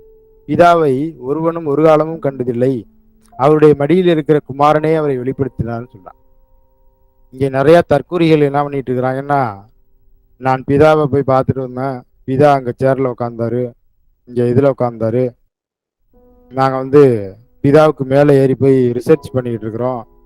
இது நிறைய தற்கூறிகள் இன்னைக்கு கிளம்பி மோசம் போக்குகிற ஆவிகள், அந்த வலு சிற்பத்தினுடைய ஆவிகள் ரொம்ப கவனமா இல்லை அப்படின்லாம் நம்மள இது பண்ணிட்டு போயிடும். இந்த மாதிரி ஆவிகள் அது எல்லா இடத்துலையுமே இருக்குது, இன்னைக்கு எல்லா இடத்துலையுமே இருக்குது. அதனால ரொம்ப கவனமா போகணும் அப்படின்னு ஆண்டவர் சொல்றாரு. தேவனே அதன் வெளியேறிவார், அதன் ஸ்தானம் அவருக்கே தெரியும். இப்ப மாதாவை பத்தி எப்படி சொல்றாங்க பாருங்க. என்ன அந்த வசனத்தெல்லாம் வாசிட்டு மாதா மாதான்னு சொல்றான் அப்படின்னு நீங்க யோசிக்காதீங்க. அப்படிலாம் ஒன்றும் யோசிக்க வேண்டிய அவசியம்லாம் இல்லை. உங்களுக்கு ஒப்பலை அப்படின்னா நீங்க உங்களுக்கு என்ன சரின்னு தோணுதோ அதை நீங்க நோக்கி போய்கிட்டே இருங்க, அவ்வளவுதான். யாருக்குமே இங்க இதுதான் நீங்கள் ஏற்றுக்கொண்டே ஆக வேண்டும், இதுதான் நீங்கள் நம்பியே ஆக வேண்டும் அப்படிலாம் ஒரு கட்டாயமே கிடையாது. உங்களுக்கு என்ன தோணுதோ செய்யுங்க, கம்ப்ளீட்டா. அது ஃபுல் ஃப்ரீடம் தான் எப்பயுமே. சாப்பிடும் நாளிலே சாகவே சாவாய், அவ்வளவுதான் சொல்லியிருக்கிறாரு. அப்புறம் திருப்பியும் போய் சாப்பிட்டா என்ன ஆகும் அப்படின்லாம் பார்த்தோம்னா அது என்ன ஆகுமோ அதுதான் ஆகும் அதுக்கப்புறம். ஸோ அதனால தேவன் அதன் வழியை அறிவார், அதன் ஸ்தானம் அவருக்கே தெரியும், அவருக்கு தான் தெரியும் அப்படின்னு சொல்லிட்டாரு ரொம்ப தெளிவாகவே. அதனால மாதாவை பத்தி இந்த பூமியில தேட வேண்டிய அவசியம் இல்லை, தேடினாலும் கிடைக்காது. எப்படி ஒன்னே ஒரு இதுல கிடைக்கும், எப்படி கிடைக்கும்னா கடவுள்கிட்டயே உட்கார்ந்து மன்றாடும், கடவுள்கிட்டயே கேட்கணும். அவர் ஒரு வேளை நம்ம மேல கொஞ்சம் இரக்கம் இருந்து அவர் கொஞ்சம் காமிச்சாருன்னா நம்மளுக்கு கண்டுபிடிச்சிடலாம். அவர் காமிக்கிறதுனாலும் அவர் தான் நம்மளுக்கு கடவுள், அதை விட்டுறக்கூடாது நம்ம. அதனால தேவனே அதன் வெளியேறிவார், அதன் ஸ்தானம் அவருக்கே தெரியும். அவர் பூமியின் கடையாந்தரங்களை பார்த்து வானங்களுக்கு கீழே இருக்கிறது எல்லாம் காண்கிறார். அவர் காற்றுக்கு அதன் நிறைவை நியமித்து ஜலத்திற்கு அதன் அளவை பிரமாணித்து மழை மலைக்கும் திட்டத்தை இடிமுழக்கத்தோடு கூடிய மின்னலுக்கும் வழியை ஏற்படுத்துகிறார். அவர் அதை பார்த்து கணக்கிட்டார், அதை ஆராய்ந்து ஆயத்தப்படுத்தி மனுஷனை நோக்கி இதோ. இந்த 28வது வசனம் வந்து ரொம்ப முக்கியமான ஒரு வசனம். நிறைய வசனங்கள் இந்த இந்த வசனத்தை அநேக முறை ஆண்டவர் உங்களுக்கு சொல்ல சொல்லியிருக்கிறாரு. பல முறை நான் சொல்லியிருக்கிறேன் இயேசுவின் நாமத்தினாலே. திருப்பியும் ஆண்டவர் சொல்றாரு, மனுஷனை நோக்கி இதோ ஆண்டவருக்கு பயப்படுவதே ஞானம், பொல்லாப்பை விட்டு விலகுவதே புத்தி என்று சொன்னான். மனுஷனை நோக்கி இதோ ஆண்டவருக்கு பயப்படுவதே ஞானம், பொல்லாப்பை விட்டு விலகுவதே புத்தி என்றார் என்று சொன்னான்.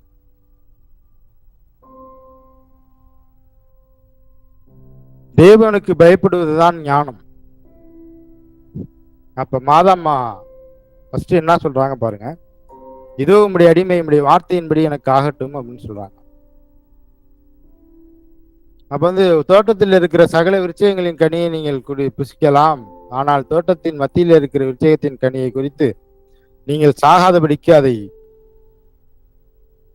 அது 2 வார்த்தை சொல்லியிருப்பாரு. நீங்க ஆதியாகமத்துல நீங்க எடுத்து வாசிங்க. ஆதியாகமம் 3வது அதிகாரம் 3வது வசனம். ஆனாலும் தோட்டத்தின் நடுவில் இருக்கிற விருட்சகத்தின் கனியை குறித்து தேவன் நீங்கள் சாகாதபடிக்கு அதை புசிக்கவும் அதை தொடவும் வேண்டாம் என்று சொன்னார் என்றார். அதை புசிக்கவும் அதை தொடவும், அது 2 சொல்றாங்க பாருங்க. அது இவ்வளவு நீங்க கவனமா நீங்க வாசிச்சாதான் நம்மளுக்கு வரலாம் என்ன ஆண்டவர் சொல்லியிருக்கிறாரு அப்படிங்கிறது நம்மளுக்கு புரியும். அதுல இன்னொரு ஒரு பெரிய ஒரு சத்தியம் இருக்குது. ஸோ அதை நோக்கி தான் நான் உங்களுக்கு இன்னைக்கு ஆண்டவர் சொல்லியிருக்கிறாரு. ஒரு ஸ்திரீயினால அந்த வலு சர்ப்பம் ஏமாற்றினது, மொத்த மனுஷ குலத்தையும் வந்து பாவத்திற்குள்ளார கொண்டு போனது. அதே போல இன்னொரு ஸ்திரீ, அது தேவனுடைய ஸ்திரீ.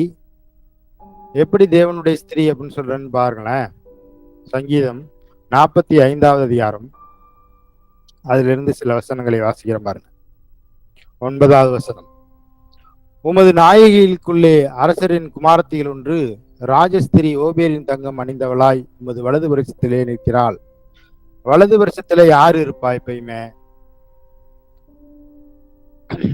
இங்க நல்லா அந்த 9வது வசனத்தை நீங்க குறிச்சு வச்சுக்கங்க. உமது நாயகிகளுக்குள்ளே அரசரின் குமாரத்திகள் உண்டு. குமாரத்திகள், இந்த வேர்டை நல்லா கவனமா வச்சுக்கணும். ராஜஸ்திரி ஓபேரின் தங்கம் அணிந்தவளாய், ஓபேரின் தங்கம் அணிந்தவளாய் உமது வலது பரிசத்தில் நிற்கிறாள்.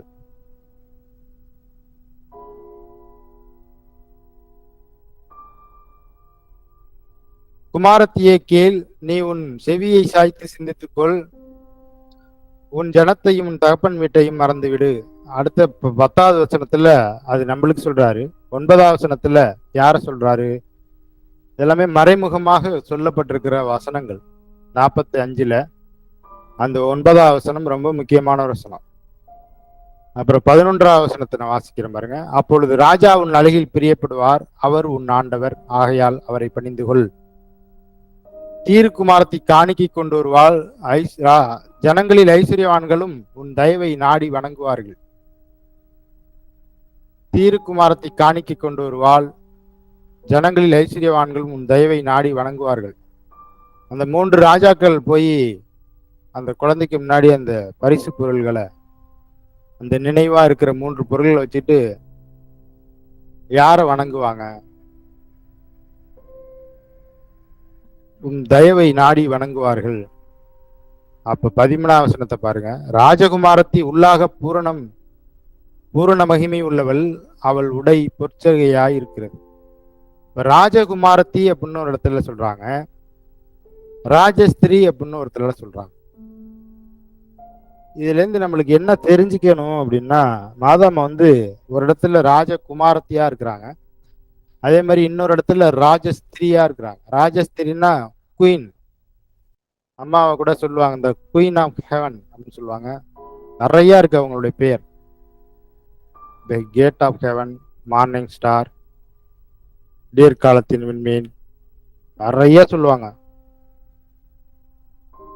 அந்த பாமாலையில சொல்லுவாங்க பார்த்தீங்களா மாதாவோட பேர்லாம். உமது நாயகிக்குள்ளே அரசரின் குமாரத்திகள் ஒன்று ராஜஸ்திரி ஓபேரின் தங்கம் அணிந்தவளாய் அவளுடைய அணிந்தவளாய் உமது வலது வருஷத்திலே நிற்கிறாள். ராஜகுமாரத்தி உள்ளாக பூரண மகிமை உள்ளவள். அவள் உடை பொற்சரிகையாய் இருக்கிறது. சித்திரை தையாடலை தெரித்தவளாய் ராஜாவினிடத்தில் அழைத்துக் கொண்டு வரப்படுவாள். அவள் பின்னாலே செல்லும் அவளுடைய தோழிகள் ஆகிய கன்னிகைகள் இடத்தில் கூட்டிக் கொண்டு வரப்படுவார்கள்.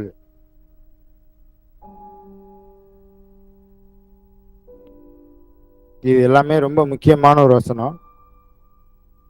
ஸோ இதுல வந்து மாதாவை பத்தி டைரக்டாவே இங்க சொல்லிக்கிறாங்க. நீங்க வந்து 9ஆம் வசனத்தை வாசிக்குங்க, 13ஆம் வசனத்தை வாசிங்க,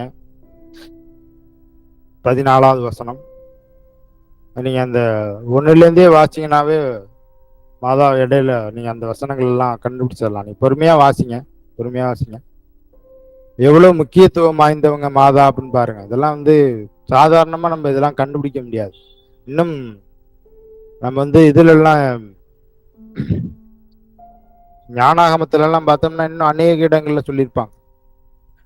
நான் உங்களுக்கு ஒரு சில வசனங்கள் மட்டும்தான் வாசிக்கிறேன். இதெல்லாம் நிறைய ஜோடி வசனங்களோட வாசிச்சோம்னா இன்னும் பல மணி நேரம் நம்ம பேச வேண்டியதாயிரும். அதனால நல்லா உங்களுக்கு கிளீனா உங்களுக்கு ஒன்று சொல்றேன். ஒரு இடத்துல வந்து 1 ஆணிச்சு, இன்னொரு இடத்துல 2 1 ஆணிச்சு. ஸோ மீட்பு நம்மளுக்கு வந்தது இவங்களுடைய முக்கியத்துவம் அதிகமாக இருக்கு. இந்த ஞானத்தினுடைய முக்கியத்துவம் முழுக்க முழுக்க அந்த பரதேசியின் மத்தியில் இருக்கிற ஜீவ விருட்சகத்தை அந்த கொண்டு வந்த பேழை, அந்த பரிசுத்தமுள்ள கன்னித்தாய், அந்த ராஜகுமாரத்தி, அந்த ராஜஸ்திரி, இவங்க தான். ஸோ அதனால ரொம்ப கவனமா நம்ம மாதாவை பின்பற்றவர்களா நம்ம மாறணும். பின்பற்றுறதுனா என்னது? அவங்களுடைய வாழ்க்கை முறை, கடவுளுக்கு எப்படி அவங்க அடிபணிந்தாங்க. இதோ உம்முடைய அடிமை உம்முடைய வார்த்தையின்படி எனக்கு ஆகட்டும்னு சொன்னாங்க. அப்படியே ஒபே பண்ணி அப்படியே கீழ்ப்படிந்து கடவுளுக்கு முன்பாக, அதுவும் அன்றைக்கு இருக்கிற அந்த சட்டத்திட்டங்கள்லாம், இஸ்ரவேலுடைய சட்டங்கள்லாம், ஒரு பெண் வந்து கல்யாணத்துக்கு முன்னாடியே கர்ப்பமாயிட்டாங்கன்னா முச்சந்தியில நிக்க வச்சு அவங்கள கல்லாலேயே அடிச்சு கொள்ளணும். மோயிசினுடைய சட்டம். என்னதான் நிகழ்ந்தாலும் கடவுள் சொல்லிட்டாரு அப்படிங்கிறத அவங்க எவ்வளவு இது பண்ணி அவர் கடவுளே வழிநடத்துகிறார். கடவுளுடைய அந்த தாய் எப்படி இது பண்ணி காவந்து பண்ணி பார்த்திருக்காங்க பாருங்க. எவ்வளவு பொக்கிஷமா அவங்களை மறைச்சு பாதுகாத்து அந்த சட்டங்களுக்கு எல்லாம் மறைத்து பாதுகாத்திருக்காங்க பாருங்க. முச்சந்தியிலே நிக்க வச்சு கல்லால் அடிச்சு கொள்ள வேண்டும். அப்ப வந்து அவரும் ஒரு கடவுளுடைய மனிதன், ரகசியமாக விலக்கி விடலாம் அப்படின்னு சொல்றப்பதான் கனவுல திருப்பி வந்து அவர் தேவனுடைய ஆவியினாலே கற்பம் தரித்திருக்கிறார், ஆகவே அப்படின்னு சொல்லிட்டு அவங்கள சமாதானமா ஏத்துக்குங்க அப்படின்னு சொல்லுவார். ஸோ அந்த இவங்க 2 பேரும் சேர்ந்து அவங்க எவ்வளோ பயபக்தியா அவங்கள வந்து பாதுகாத்து, அந்த குழந்தையை பாதுகாத்து, 2 பேரும் மனுஷங்களா வந்திருக்கிறாங்க. 2 மனிதர்களுடைய மாம்சத்தை உடலை எடுத்து மனுஷர்களா 2 கடவுள்கள் வந்திருக்கிறாங்க. அப்படிதான் அதை சொல்லணும். கடவுள் தான், அதுல ஒரு மாற்று கருத்துலாம் கிடையாது. அதனால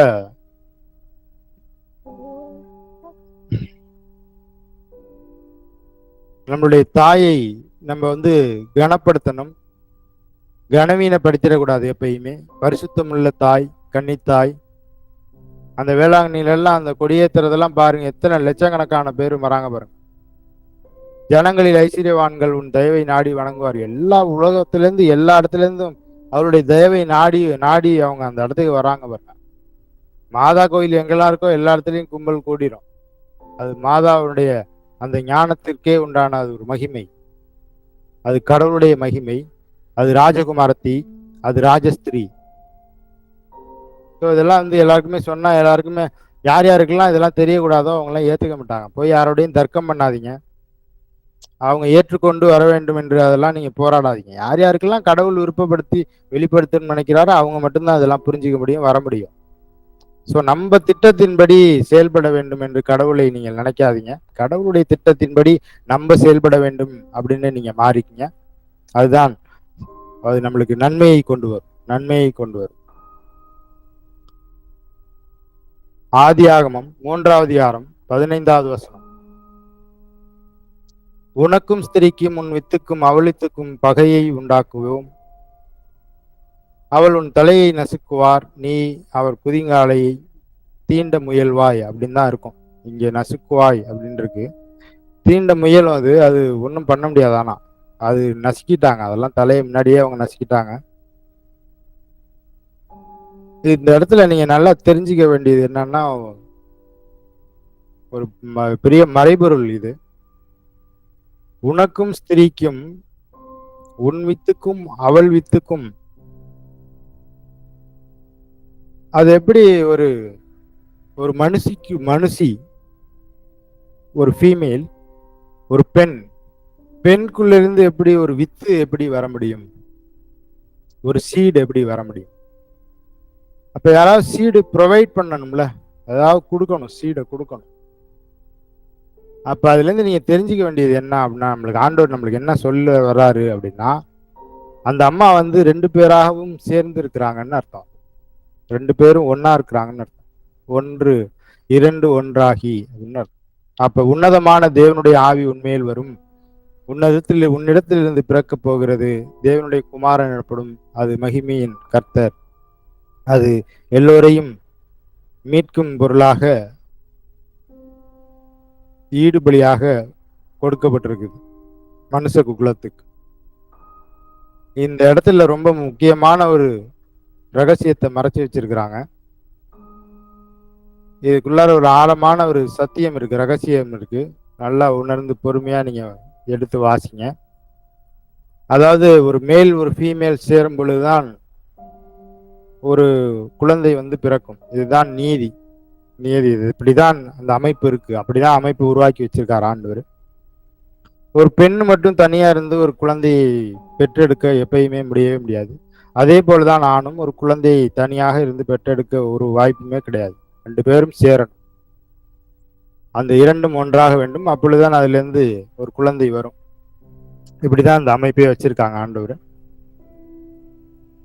சோ இந்த ஸ்திரீ, அப்ப உனக்கும் ஸ்திரீக்கும் உன் வித்துக்கும் அவள் வித்துக்கும். இந்த இடத்துல என்ன சொல்றாங்கன்னா அவள் வித்துக்கும் அப்படின்னு சொல்றாங்க. அப்ப தேவனுடைய ஆவின்னு சொல்லப்பட்டிருக்கிற இடத்துல என்ன மாதிரி இருந்து நான் உங்களுக்கு முன்னாடியே சொன்னேன். அவங்க வந்து எப்படின்னா ஒரு ஆண்ட்ரோஜன், அதாவது ஆணுவாகவும் பெண்ணாகவும் 2ம் இணைந்தே இருக்கக்கூடிய ஒரு தன்மை. அப்படி யார் மட்டும்தான் இருப்பா அப்படின்னா, சொல்றதெல்லாம் கொஞ்சம் உங்களுக்கு கொஞ்சம் வித்தியாசமா தான் இருக்கும். சில பேருக்கெல்லாம் உங்களுக்கு புரியறதெல்லாம் கஷ்டம். அது கடவுளுடைய தன்மை. அதெல்லாம் கடவுள் மட்டும்தான் அப்படி இருப்பாங்க.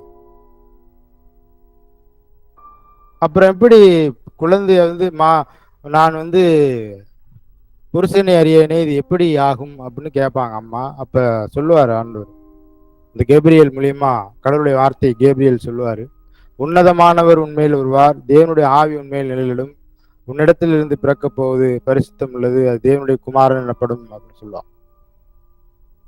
அப்ப மேலேருந்து ஒரு ஆவி அவங்க மேல வருது இல்ல, வருது. ஆனா அது யாருக்குமே தெரியாது. அது எப்படி தெரியும் ஆவி?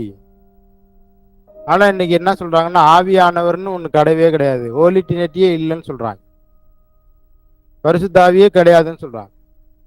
இப்ப பரிசுத்தாவியானால் நிறைந்து இயேசு கிறிஸ்து வராம அப்புறம் எப்படி இயேசு கிறிஸ்து வந்தாரு? எவ்வளவு முழுமையான ஒரு எதிர் விதமான ஒரு இதா இருக்குது பாருங்க. கொஞ்சம் போட்டுட்டோம்னா அவ்வளவுதான், நம்மள முடிச்சு விட்டுருவாங்க அதோட. அதனால ரொம்ப எச்சரிக்கையா இருங்க. கர்த்தருடைய ஆவியானவர் வந்து எல்லார் மேலும் இறங்குவார். அது எப்படி ஒரே ஆவியானவர் எப்படி எல்லார் மேலும் இறங்குவார்னு கேட்கிறாங்க. அதெல்லாம் எப்படி இறங்குவார் அவ்வளவு ஒரு கடவுள் அவரு. ஒன்றும் இல்லாமலிருந்து எல்லாவற்றையும் உருவாக்க மட்டும் கடவுளால முடியுது. அப்ப எல்லார் மேலும் இறங்க முடியுமா? முடியாதா? உறுதியிலும் உறுதியாக முடியும். அது எப்படி ஒரே மனுஷன் எல்லாரும் அவங்க மனுஷன் மாதிரியே ஞாபகம் வச்சிருக்கிறதுனாலதான் அவங்களுக்குள்ள அதுக்கு மேல போக முடியல. ஸோ ஒரே மனுஷன் எப்படி எல்லார் இடத்துலையும் இருக்க முடியும், எல்லார் மேலேயும் எப்படி இறங்க முடியும்? மனுஷன் இறங்கவே முடியாது எப்பயுமே. கடவுள் எல்லா இடத்துலயும் இருப்பாரு, எல்லார் மேலேயும் அவர் இறங்குவார். அக்னிமயமான நாவுகள் தான் அங்க இறங்குனுச்சு, அவங்க பலன் தான் அவங்க மேல வந்துச்சுன்னு சொல்றாங்க சில பேர். அதெல்லாம் அப்படிலாம் கிடையாது. அது அவனுக்கு கேட்டதுபடி அவனுக்கு நான் கொடுக்கும் பிரதி அந்த அந்த வரங்கள் வித்தியாசங்கள் உண்டு. ஆவியானவரே ஒருவர் தான் அப்படின்னு சொல்றாங்க. ஆவியோ ஒருவர் தான், ஆவியானவரே ஒருவர். அவருடைய அந்த அவர் செயல்படுகிறதுல வித்தியாசங்கள் உண்டு எல்லாருக்கும். ஒருத்தனுக்கு ஞானத்தை கொடுப்பார், ஒருத்தனுக்கு அறிவை போதிக்கும் வசனம், ஒருத்தனுக்கு ஞானத்தை உணர்த்தும் வசனம், இன்னொருத்தனுக்கு நவமான பாஷைகளை பேசுகிறது, இன்னொருத்தனுக்கு காட்சி பார்க்கிறது, ஒருத்தனுக்கு நவமான அந்த பாஷைகளுக்கு வியாக்கியானம் பண்ணுகிறது. இந்த மாதிரி நிறைய. ஆனால் ஒரே ஆவியானவர் தான், ஆனால் செயல்படுகிறது தான் அநேக காரியங்களாக அவர் செயல்படுத்துகிறார். செயல்படுத்த முடியுமா முடியாதா? கடவுள் நம்ம சும்மா சின்னதா நம்ம குறுக்கி வச்சு பார்த்துக்கிட்டு இருக்கிறோம். அப்படி கிடையாது. உள்ளவைகளும் இல்லாதவைகளையும் உருவாக்கினார்னு ஒரு வசனம் இருக்குது. இல்லாதவைகள்லாம் நம்ம என்னத்தை தெரிஞ்சுக்கிறது? இல்லாதவைகள்லாம் என்ன? காண்பவைகள் காணாதவைகள் எல்லாவற்றையும் உருவாக்கின தேவாதி தேவன் எழுதியிருக்கிறாங்க. இப்ப காண்பது ஓகே, காணாதவை உருவாக்கி வச்சிருக்காராம். அப்படின்னா என்னது? இது நம்ம மாம்ச கண்ணுக்கு தெரியாது, ஊன் கண்ணுக்கு தெரியாது. அதனாலதான் மாம்சத்திற்குரியவைகளை இசைந்து அதனோடு இணைந்திருக்கும், ஆவியோடு இணைந்திருக்கும் சொல்றார்.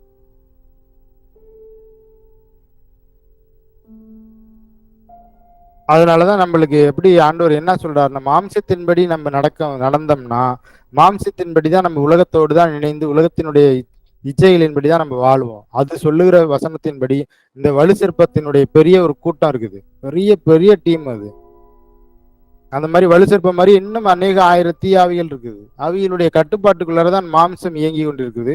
ஸோ இதெல்லாம் நம்மளால ஏற்றுக்கொள்ள முடியவில்லை என்றால் அதனுடைய ஆதிக்கம் உங்களுக்குள்ளார அதிகமா இருக்குது அப்படின்னு அர்த்தம். இது உங்களுக்கு புரியல அப்படின்னா, இது உங்களுக்கு புரிஞ்சிருச்சு அப்படின்னா கொஞ்சமா இருக்குன்னு அர்த்தம். இன்னும் அதிகமாக நீங்க கடவுளை தெரிஞ்சீங்கன்னா கொஞ்சம் கொஞ்சமா அது வெளியேறிடும். நீங்க கடவுளோடு எல்லாரும் ஒப்புரவாயிடலாம். நீங்க நித்திய நிலைவாழ்வை ஒவ்வொருவரும் பெற்றுக்கொள்ளலாம். அதனால மாம்சத்தின் வழி நம்ம மாம்சத்தின்படி நடக்கிறவர்களாக இல்லாமல் ஆவியின்படி கிறிஸ்துவோடு இணையவர்களாக மாதாவை பின்பற்றி அவர்களை பற்றி கொண்டு, நம்ம மாதாம்மா நம்மளுக்காக கண்டினியூவா அவங்க நம்மளுக்காக பரிந்து பேசிக்கிட்டே இருக்கிறாங்க. இந்த மற்ற புற சபைகள் எல்லாம் சொல்றாங்க, இந்த கத்தோலிக்கத்திலேருந்து போனதுதான் எல்லா விதமான சபைகளும். அங்க வெளியில போய் உட்காந்துக்கிட்டு கத்தோலிக்கத்துல எல்லாம் தப்பு இருக்குது, எல்லாம் தப்பு இருக்குதுன்னு சொல்லிட்டு இருக்காங்க. அப்படி என்ன தப்பு இருக்குது கத்தோலிக்கத்துல? சில சில சின்ன சின்ன சிற்றைகள் இருக்கதான் செய்யுது. அதனால அது பெரிய அதுக்குன்னு போய் மாதாவை அது கடவுள் அது அப்படி இருக்கக்கூடாது, இப்படி இருக்கக்கூடாது, மாதெல்லாம் ஒண்ணும் கிடையாதுன்னு எப்படி சொல்ல முடியும்? எப்பேற்பட்ட தாய்! பரலோகத்திலே பொக்கிஷமாக மறைக்கப்பட்ட மறைபொருள் மாதா. அது யாருக்குமே தெரியாது. மாதான்னா என்னால பூமியில ஒரு மனுஷனுக்குமே சொல்லவே முடியாது, எப்பயுமே சொல்ல முடியாது. ஏன்னா அது ஜீவனுள்ளவருடைய தேசத்திலே ஒரு காலமும் அகப்பட போகிறதே கிடையாது. அகப்படாதுன்னு சொல்லிட்டாரு பாருங்க, அவ்வளவுதான், முடிச்சுட்டாரு. அதை அகப்படவே படாது, தெரியவே தெரியாதுன்னு அர்த்தம். யாருமே கண்டுபிடிக்க முடியாது மாதாவா அப்படின்னு அர்த்தம். அவளை எவ்வளவு தெளிவா சொல்றாங்க பாருங்க. யோபு எடுத்து வாசிங்க, அவ்வளவுதான். நீங்க ஞானாகமத்துல இருந்தெல்லாம் நான் எதுவுமே வாசிக்கல. உங்களுக்கு சங்கீதத்துல இருந்து ஒரு சில வசனங்கள் வாசிச்சேன். எல்லாருக்கும் ஒன்றே ஒன்றுதான். நீங்க மாதா பத்தி யாராவது ஏதாவது சொன்னாங்கன்னா அவங்க ஒண்ணு தீ ஆவியினால் பேசுறாங்க. ரெண்டே ரெண்டு தான். ஒண்ணு கடவுளுடைய ஆவியினால ஒரு மனிதன் நடத்தப்பட வேண்டும், இல்லை என்றால் தீ ஆவியினால் நடத்தப்பட வேண்டும். ரெண்டு தான். இல்ல நான் என்னுடைய இதுபடிதான் நான் வாழ்றேன், நான் தான் என்னுடைய நாட்களை நான் வழிநடத்தி என் வாழ்க்கையை வாழ்கிறேன், அதெல்லாம் யாருமே சொல்லவே முடியாது. முழுக்க முழுக்க மனுஷனை ஒண்ணு நன்மையான ஒன்று நடத்த வேண்டும், இல்லை என்றால் தீமையான ஒன்று நடத்த வேண்டும். நம்மளை யாரை சார்ந்து யாரை எதிர்க்க போகிறோம் அதுதான் காரியம். அதுக்குள்ளாரதான் நம்மளுடைய பரிசு என்னங்கிறது நமக்கு தெரியும். தீயாவியோடு இணைந்து கடவுளை எதிர்த்தோம் என்றால் சாவை நம்ம பரிசா பெற்றுக் கொள்வோம். கடவுளோடு இணைந்து தீயாவை எதிர்த்து மாமிசத்தினுடைய இச்சைகள் எல்லாம் விட்டுவிட்டு தேவனால் இயேசு கிறிஸ்துவினால் அவருடைய வார்த்தையினால் உயிர் பெற்று தேவனோடு இணைந்தோம் என்றால் நித்திய வாழ்வை, நிலை வாழ்வை நாம் பெற்றுக்கொள்ள முடியும். ஸோ அதனால நம்மளுடைய கையில தான் எல்லாமே இருக்கு. இதோ உனக்கு முன்பாக நன்மையும் தீமையும் வைக்கிறேன், அவனவனுக்குடைய தீர்வு, அவனவனுடைய பலன், அவனவனுக்கு கொடுக்கின்ற பலன் என்னுடைய கையில் இருக்குது. அப்படின்னு சொல்றாரு திருவெளிப்பாட்டுல. அப்போ இந்த இந்த 15வது வசனத்தை நீங்க எல்லாருமே நோட் பண்ணி வச்சுங்க. உனக்கும் ஸ்திரீக்கும் உன் வித்துக்கும் அவள் வித்துக்கும் பகையை உண்டாக்குவேன். அவள் உன் தலையை நசுக்குவார், நீ அவள் குதிங்காலை தீண்ட முயல்வாய். தீண்ட முயல்வாய் தான். அதெல்லாம் அதெல்லாம் ஒண்ணுமே பண்ண முடியாது. அதெல்லாம் தூக்கி என்னைக்கோ அங்க இருந்து வீசிட்டாங்க அவங்க. மிகுந்த கோபம் கொண்டு அவளுடைய சந்ததியாகிய மற்றவர்களுடனே அது யுத்தம் பண்ண இங்கே வந்து விட்டது. திருவெளிப்பாட்டுல சொல்றாங்க பாருங்க. மைக்கேலும் அவரை சேர்ந்த தூதர்களும் வலுசற்போத்தோட யுத்தம் பண்ணி அதனை தூக்கி எங்க போட்டாங்கன்னா பூமியில விழ தள்ளிட்டாங்க, தூக்கி போட்டாங்க பூமியில. அடுத்து அதை பாருங்க, நீங்க வசனங்களை எடுத்து வாசிச்சு பாருங்க. அது தனக்கு கொஞ்ச காலம் என்பதை உணர்ந்து அவளுடைய சந்ததியாகிய மற்றவர்களுடனே அது யுத்தம் பண்ண பூமிக்கு நம்மளுக்கு மத்தியில வந்துட்டு இப்ப இங்கதான் இருக்குது. நம்மளுக்குள்ளார இருந்துகிட்டு கடவுள் சட்டத்திட்டத்திற்கு விரோதமாக நம்மளை தொடர்ந்து வழிநடத்திக்கிட்டே இருக்குது. ஆனால் நம்ம எல்லாருமே யாருடைய சந்ததி? மாதாவினுடைய சந்ததி. மாதாவினுடைய சந்ததியா இருந்தால் வலு சர்ப்பத்தை உறுதியிலும் உறுதியாக அதனுடைய தலையை மிதித்து போடலாம். அப்பேற்பட்ட அதிகாரம் நமக்கு அந்த உன்னதமான ஏகசுதனாகி இயேசு கிறிஸ்து நமக்கு தருவார். வலு சர்ப்பத்தை ஒரே மிதிதான். அவர்கள் உங்கள் உள்ளங்கால்களின் கீழ் சாம்பலாய் போவார்கள் என்று சேனைகளின் கர்த்தர் சொல்லுகிறார். எவ்வளவு தெளிவா எழுதி வச்சிருக்காரு. அப்படியே ஓப்பனா அதை எழுதி வச்சிருக்காரு. ஓப்பன் ஸ்டேட்மெண்டா. துன்மார்க்கரை மிதிப்பீர்கள். துன்மார்க்கர் யாரு? இந்த மாதிரி வலுசற்பமும் அதனை சேர்ந்த தூதர்கள் தான் துன்மார்க்கர்கள். இதை நான் செய்யும் நாளிலே அவர்கள் உங்கள் உள்ளங்கால்களின் கீழ் சாம்பலாயிருப்பார்கள் என்று சேனைகளின் கர்த்தர் சொல்லுகிறார்.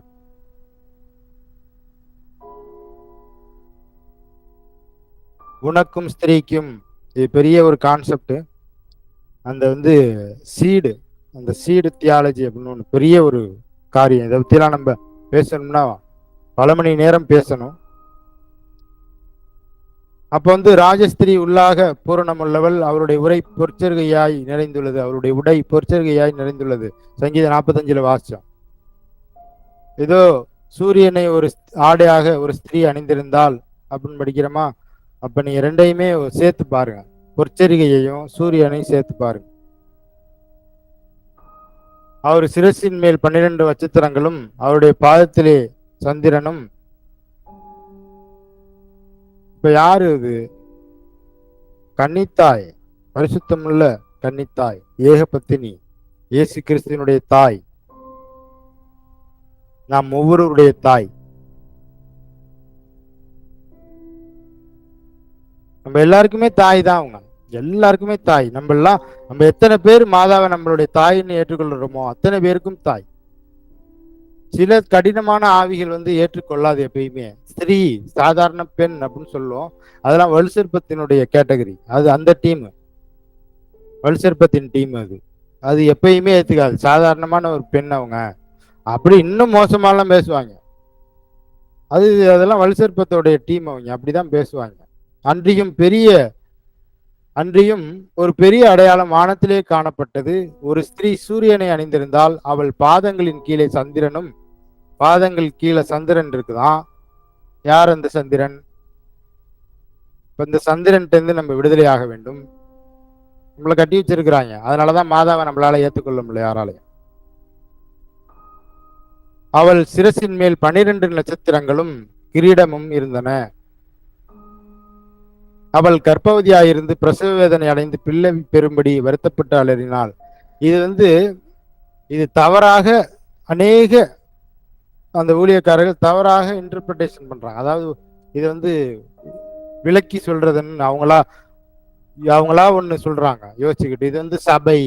இது என்ன சபை? இது எவ்வளவு தெளிவா எழுதி வச்சிருக்கிறாங்க. அவள் கர்ப்பவதியாகி பிரசவ வேதனை அடைந்து பிள்ளை பெறும்படி வருத்தப்பட்டு அலறினாள். சரி, சபையோட நீங்க இதை ஒப்பிட்டு பாத்தீங்கன்னா எப்படி இது சபையா இருக்க முடியும்?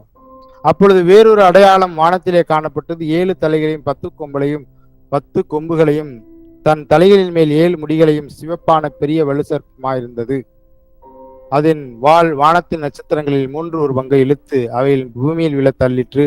பிரசவ வேதனைப்படுகிற அந்த ஸ்திரீயின் பிள்ளை பெற்றவுடனே அவளுடைய பிள்ளையை பட்சித்து போடும்படிக்கு அதை வலுசற்பம் அவனுக்கு முன்பாக நின்றது.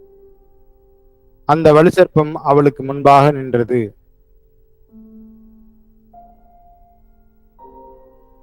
ரெண்டு வயசுக்கு கீழே இருக்கிறது எல்லா பிள்ளைகளையும் கொல்லு அப்படின்னு சொல்றான். இவங்க எகிப்துக்கு ஓடி போறாங்க. அதே மாதிரி இங்க இப்ப நல்லா பாருங்க, அங்க ஃபர்ஸ்ட் எடுத்தோடனே ஆபேல் அடிச்சிடுறான். அப்புறம் வரிசையா அப்படியே ஒவ்வொருத்தவனா இவனா அவனா இவனா இவனான்னு சோதிச்சுக்கிட்டே வர்றான். ஒவ்வொருத்தவனையா அடிக்கிறான். மோய்சன் அடிக்க பாக்குறாங்க. பல பேர் எஸ்கேப் பண்ணி விடுறாரு ஆண்டவரே. மோய்சனை நைல் நதியிலேருந்து எஸ்கேப் பண்ணி விட்டுருவாரு. கடைசியில அந்த அவங்களுடைய மோய்சனுடைய அம்மாவே அவங்க வளர்த்து கொடுப்பாங்க. பார்வோனோட அவையில கிங் ராஜாவை போல இருந்தார். லாஸ்ட்ல 2 மாநகரங்களை கட்டினார் மோய்சன். அடுத்து நீங்க வந்துட்டே இருந்தீங்கன்னா அந்த அடுத்து ஒருவன் யோசேப்பு என்கிற ஒருவன், யாக்கோபினுடைய குமாரன், அவனை தூக்கி கிணத்துல போட்டு சாவடிக்கிறதுக்காக எகிப்துக்கு அடிமையா அனுப்பிச்சு விட்டுருவாங்க. அப்படியே பார்த்துட்டே இருந்தீங்கன்னா எல்லாருமே அடிச்சுக்கிட்டே இருப்பான் தொடர்ந்து. கடைசி வரையும் யாரை தேடிட்டு இருக்கிறான்னா கிறிஸ்துவை தேடிட்டு இருக்கிறான் வலுசற்பம். கடைசி வரையிலும் தெரியல. கடைசியில கெஸ்தமனி தேட்டத்துல இரத்த வேர்வை வெற்றிட்டு இருக்கும்போது கேட்கிறான் நீர் உண்மையால்வே நீர் தான் கிறிஸ்துவா அப்படின்னு கேட்கிறான். ஒரு மனுஷன் எப்படி எல்லா பாவங்களையும் ஒருவனால் எப்படி சுமந்து தீர்க்க முடியும் அப்படின்னு கேட்கிறான். அப்பனா நீ யாரு அப்படிங்கிறான். அப்பதான் மிதிக்கிறார் அவர். நிறைய காரியங்கள் இருக்குது மறைந்து. சகல ஜாதிகளையும் இரும்பு கோலால் ஆளுகை செய்யும் ஆண் பிள்ளையை அவள் பெற்றால் அவளுடைய பிள்ளை தேவனிடத்திற்கும் அவருடைய சிங்காசனத்திற்கும் எடுத்துக்கொள்ளப்பட்டது. ஸ்திரீயானவள் வனாந்திரத்திற்கு ஓடி போனால் அங்கே 1330 நாளளவும் அவளை போஷிக்கத்தக்கதாக தேவனால் ஆயத்தப்படுத்தப்பட்ட இடம் அவளுக்கு உண்டாயிருந்தது. வானத்திலே யுத்தம் உண்டாயிற்று. மிகாவேலும் அவனை சேர்ந்த தூதர்கள் வலுசற்பத்தோடும் யுத்தம் பண்ணினார்கள். வலுசற்பம் அதனை சார்ந்த தூதரும் யுத்தம் பண்ணியும் ஜெயம் கொள்ளவில்லை, தோத்துட்டாங்க. வானத்தில் அவர்கள் இருந்த இடமும் காணப்படாமல் போயிற்று. உலகம் அனைத்தையும் மோசம் போக்குகின்ற பிசாசு என்று சாத்தான் என்றும் சொல்லப்படுகின்ற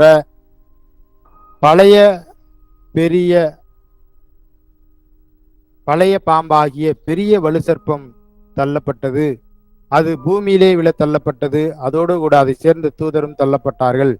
அப்பொழுது வானத்திலே ஒரு பெரிய சத்தம் உண்டாகி, இப்பொழுது ராஜ்யம் வல்லமையும் இப்பொழுது ரட்சிப்பும் வல்லமையும் நமது தேவனுடைய ராஜ்யமும் அவருடைய கிறிஸ்துவின் அதிகாரமும் உண்டாயிருக்கிறது. இரவும் பகலும் நம்முடைய தேவனுக்கு முன்பாக நம்முடைய சகோதரர்கள் மேல் குற்றம் சுமத்தும் பொருட்டு அவர்கள் மேல் குற்றம் சாட்டுகிறவன் தாழ தள்ளப்பட்டு போனான்.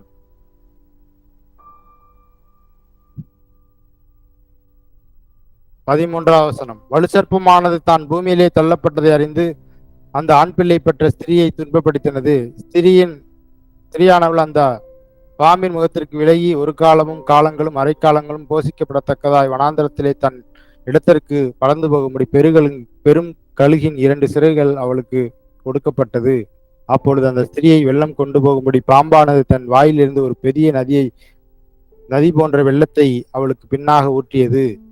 பூமியானது ஸ்திரீக்கு உதவியாக தன் வாயை திறந்து வலுசற்பம் தன் வாயிலிருந்து ஊற்றின வெள்ளத்தை விழுங்கினது. அப்பொழுது வலுசற்பமானது ஸ்திரீயின் மேல் கோபம் கொண்டு, இந்த 17வது வசனம் ரொம்ப முக்கியமான வசனம். அப்பொழுது வலுசற்பமானது ஸ்திரீயின் மேல் கோபம் கொண்டு தேவனுடைய கற்பனைகளை கைகொள்ளுகிறவர்களும் இயேசு கிறிஸ்துவை குறித்து சாட்சியை உடையவருமாகிய அவளுடைய சந்ததியான மற்றவர்களுடனே யுத்தம் பண்ண போயிற்று. அது எங்கேயோ போயிற்று அப்படின்னு நினைக்காதீங்க. இங்கேதான் வந்துட்டு நம்மளை நோக்கி வந்திருக்குது. எல்லாம் நிறைய பெரிய குரூப் அவங்க, நிறைய தீயாவிகள். அதனால நம்ம கவனமா நம்ம கடவுளுடைய திட்டத்துக்குள்ளார இருந்து மாதாவை நம்முடைய பாதுகாவலாக எல்லாவற்றையும் நிரூபணம் பண்ணுகின்ற ஆண்டவர் இடத்துல வராரு. முதல் அற்புதத்தை செய்யறாரு. யாரு மூலியமாக செய்யறாரு? எப்படி செய்யறாரு? அவர் காலமே வரல. அவர் உங்களுக்கு சொல்வதை எல்லாம் செய்யுங்கள் அப்படின்னு மாதாம போயிட்டாங்க. அவர் போய் செஞ்சிடறாரு. காலமே வரலன்னு சொல்றாரு அம்மாட்ட, ஆனா அவர் செஞ்சிடறாரு. இதற்குள்ளாக காரியங்கள் இருக்கு. நீங்க நல்லா எடுத்து வாசிச்சு பாருங்க. அதெல்லாம் முதல் அற்புதம் எங்க நடந்தது? கானாவூர் அந்த திருமணத்துக்குள்ளார அவங்க திராட்சை ரசத்தை மாத்துவாங்க. தண்ணீர்ல இருந்து திராட்சை ரசமா மாத்துவாரு. திராட்சை ரசம் தேர்ந்துரும். அப்ப தண்ணியை கொண்டாந்து ஊத்துங்கன்னு சொல்லி மாத்துவார். அப்ப வந்து திராட்சை ரசம் தீர்ந்துட்டுன்னு சொல்லுவாங்க. நான் என்ன பண்றது, என்னுடைய நேரம் காலம் வரலையும் பாரு. இப்ப அவங்க வந்து பணியாளர்கள் இடத்துல அவர் சொல்லுகிறது எல்லாம் செய்யுங்கள் அப்படின்னு போயிடும். போய் உங்க உடனே ஆண்டவர் செஞ்சிருவாரு. நீங்க இதுல இருந்து நீங்க புரிஞ்சுக்கிறது என்னன்னா, உங்களுக்கு வந்து ரொம்ப துன்பத்துக்குள்ளாரதான் நீங்க போகணும் அப்படின்னு இருந்தா மாதாட்ட போனோம்னா அந்த துன்பத்தை தூக்கி போட்டுருவாங்க. எப்படி போடுவாங்க? ஆண்டவர்கிட்ட சொல்லுவாங்க, பரிந்து சொல்லுவாங்க, பேசுவாங்க. கிறிஸ்துவை பின்பற்றுறவனுக்கு ஒரு லக்கணமும் கிடையாது, ஒரு ராசியும் கிடையாது, ஒண்ணுமே கிடையாது. மாதா என்ன பண்ணுவாங்க? எல்லா விதிகளையும் மாற்றுவாங்க. விதிகளை மாற்ற முடியும்.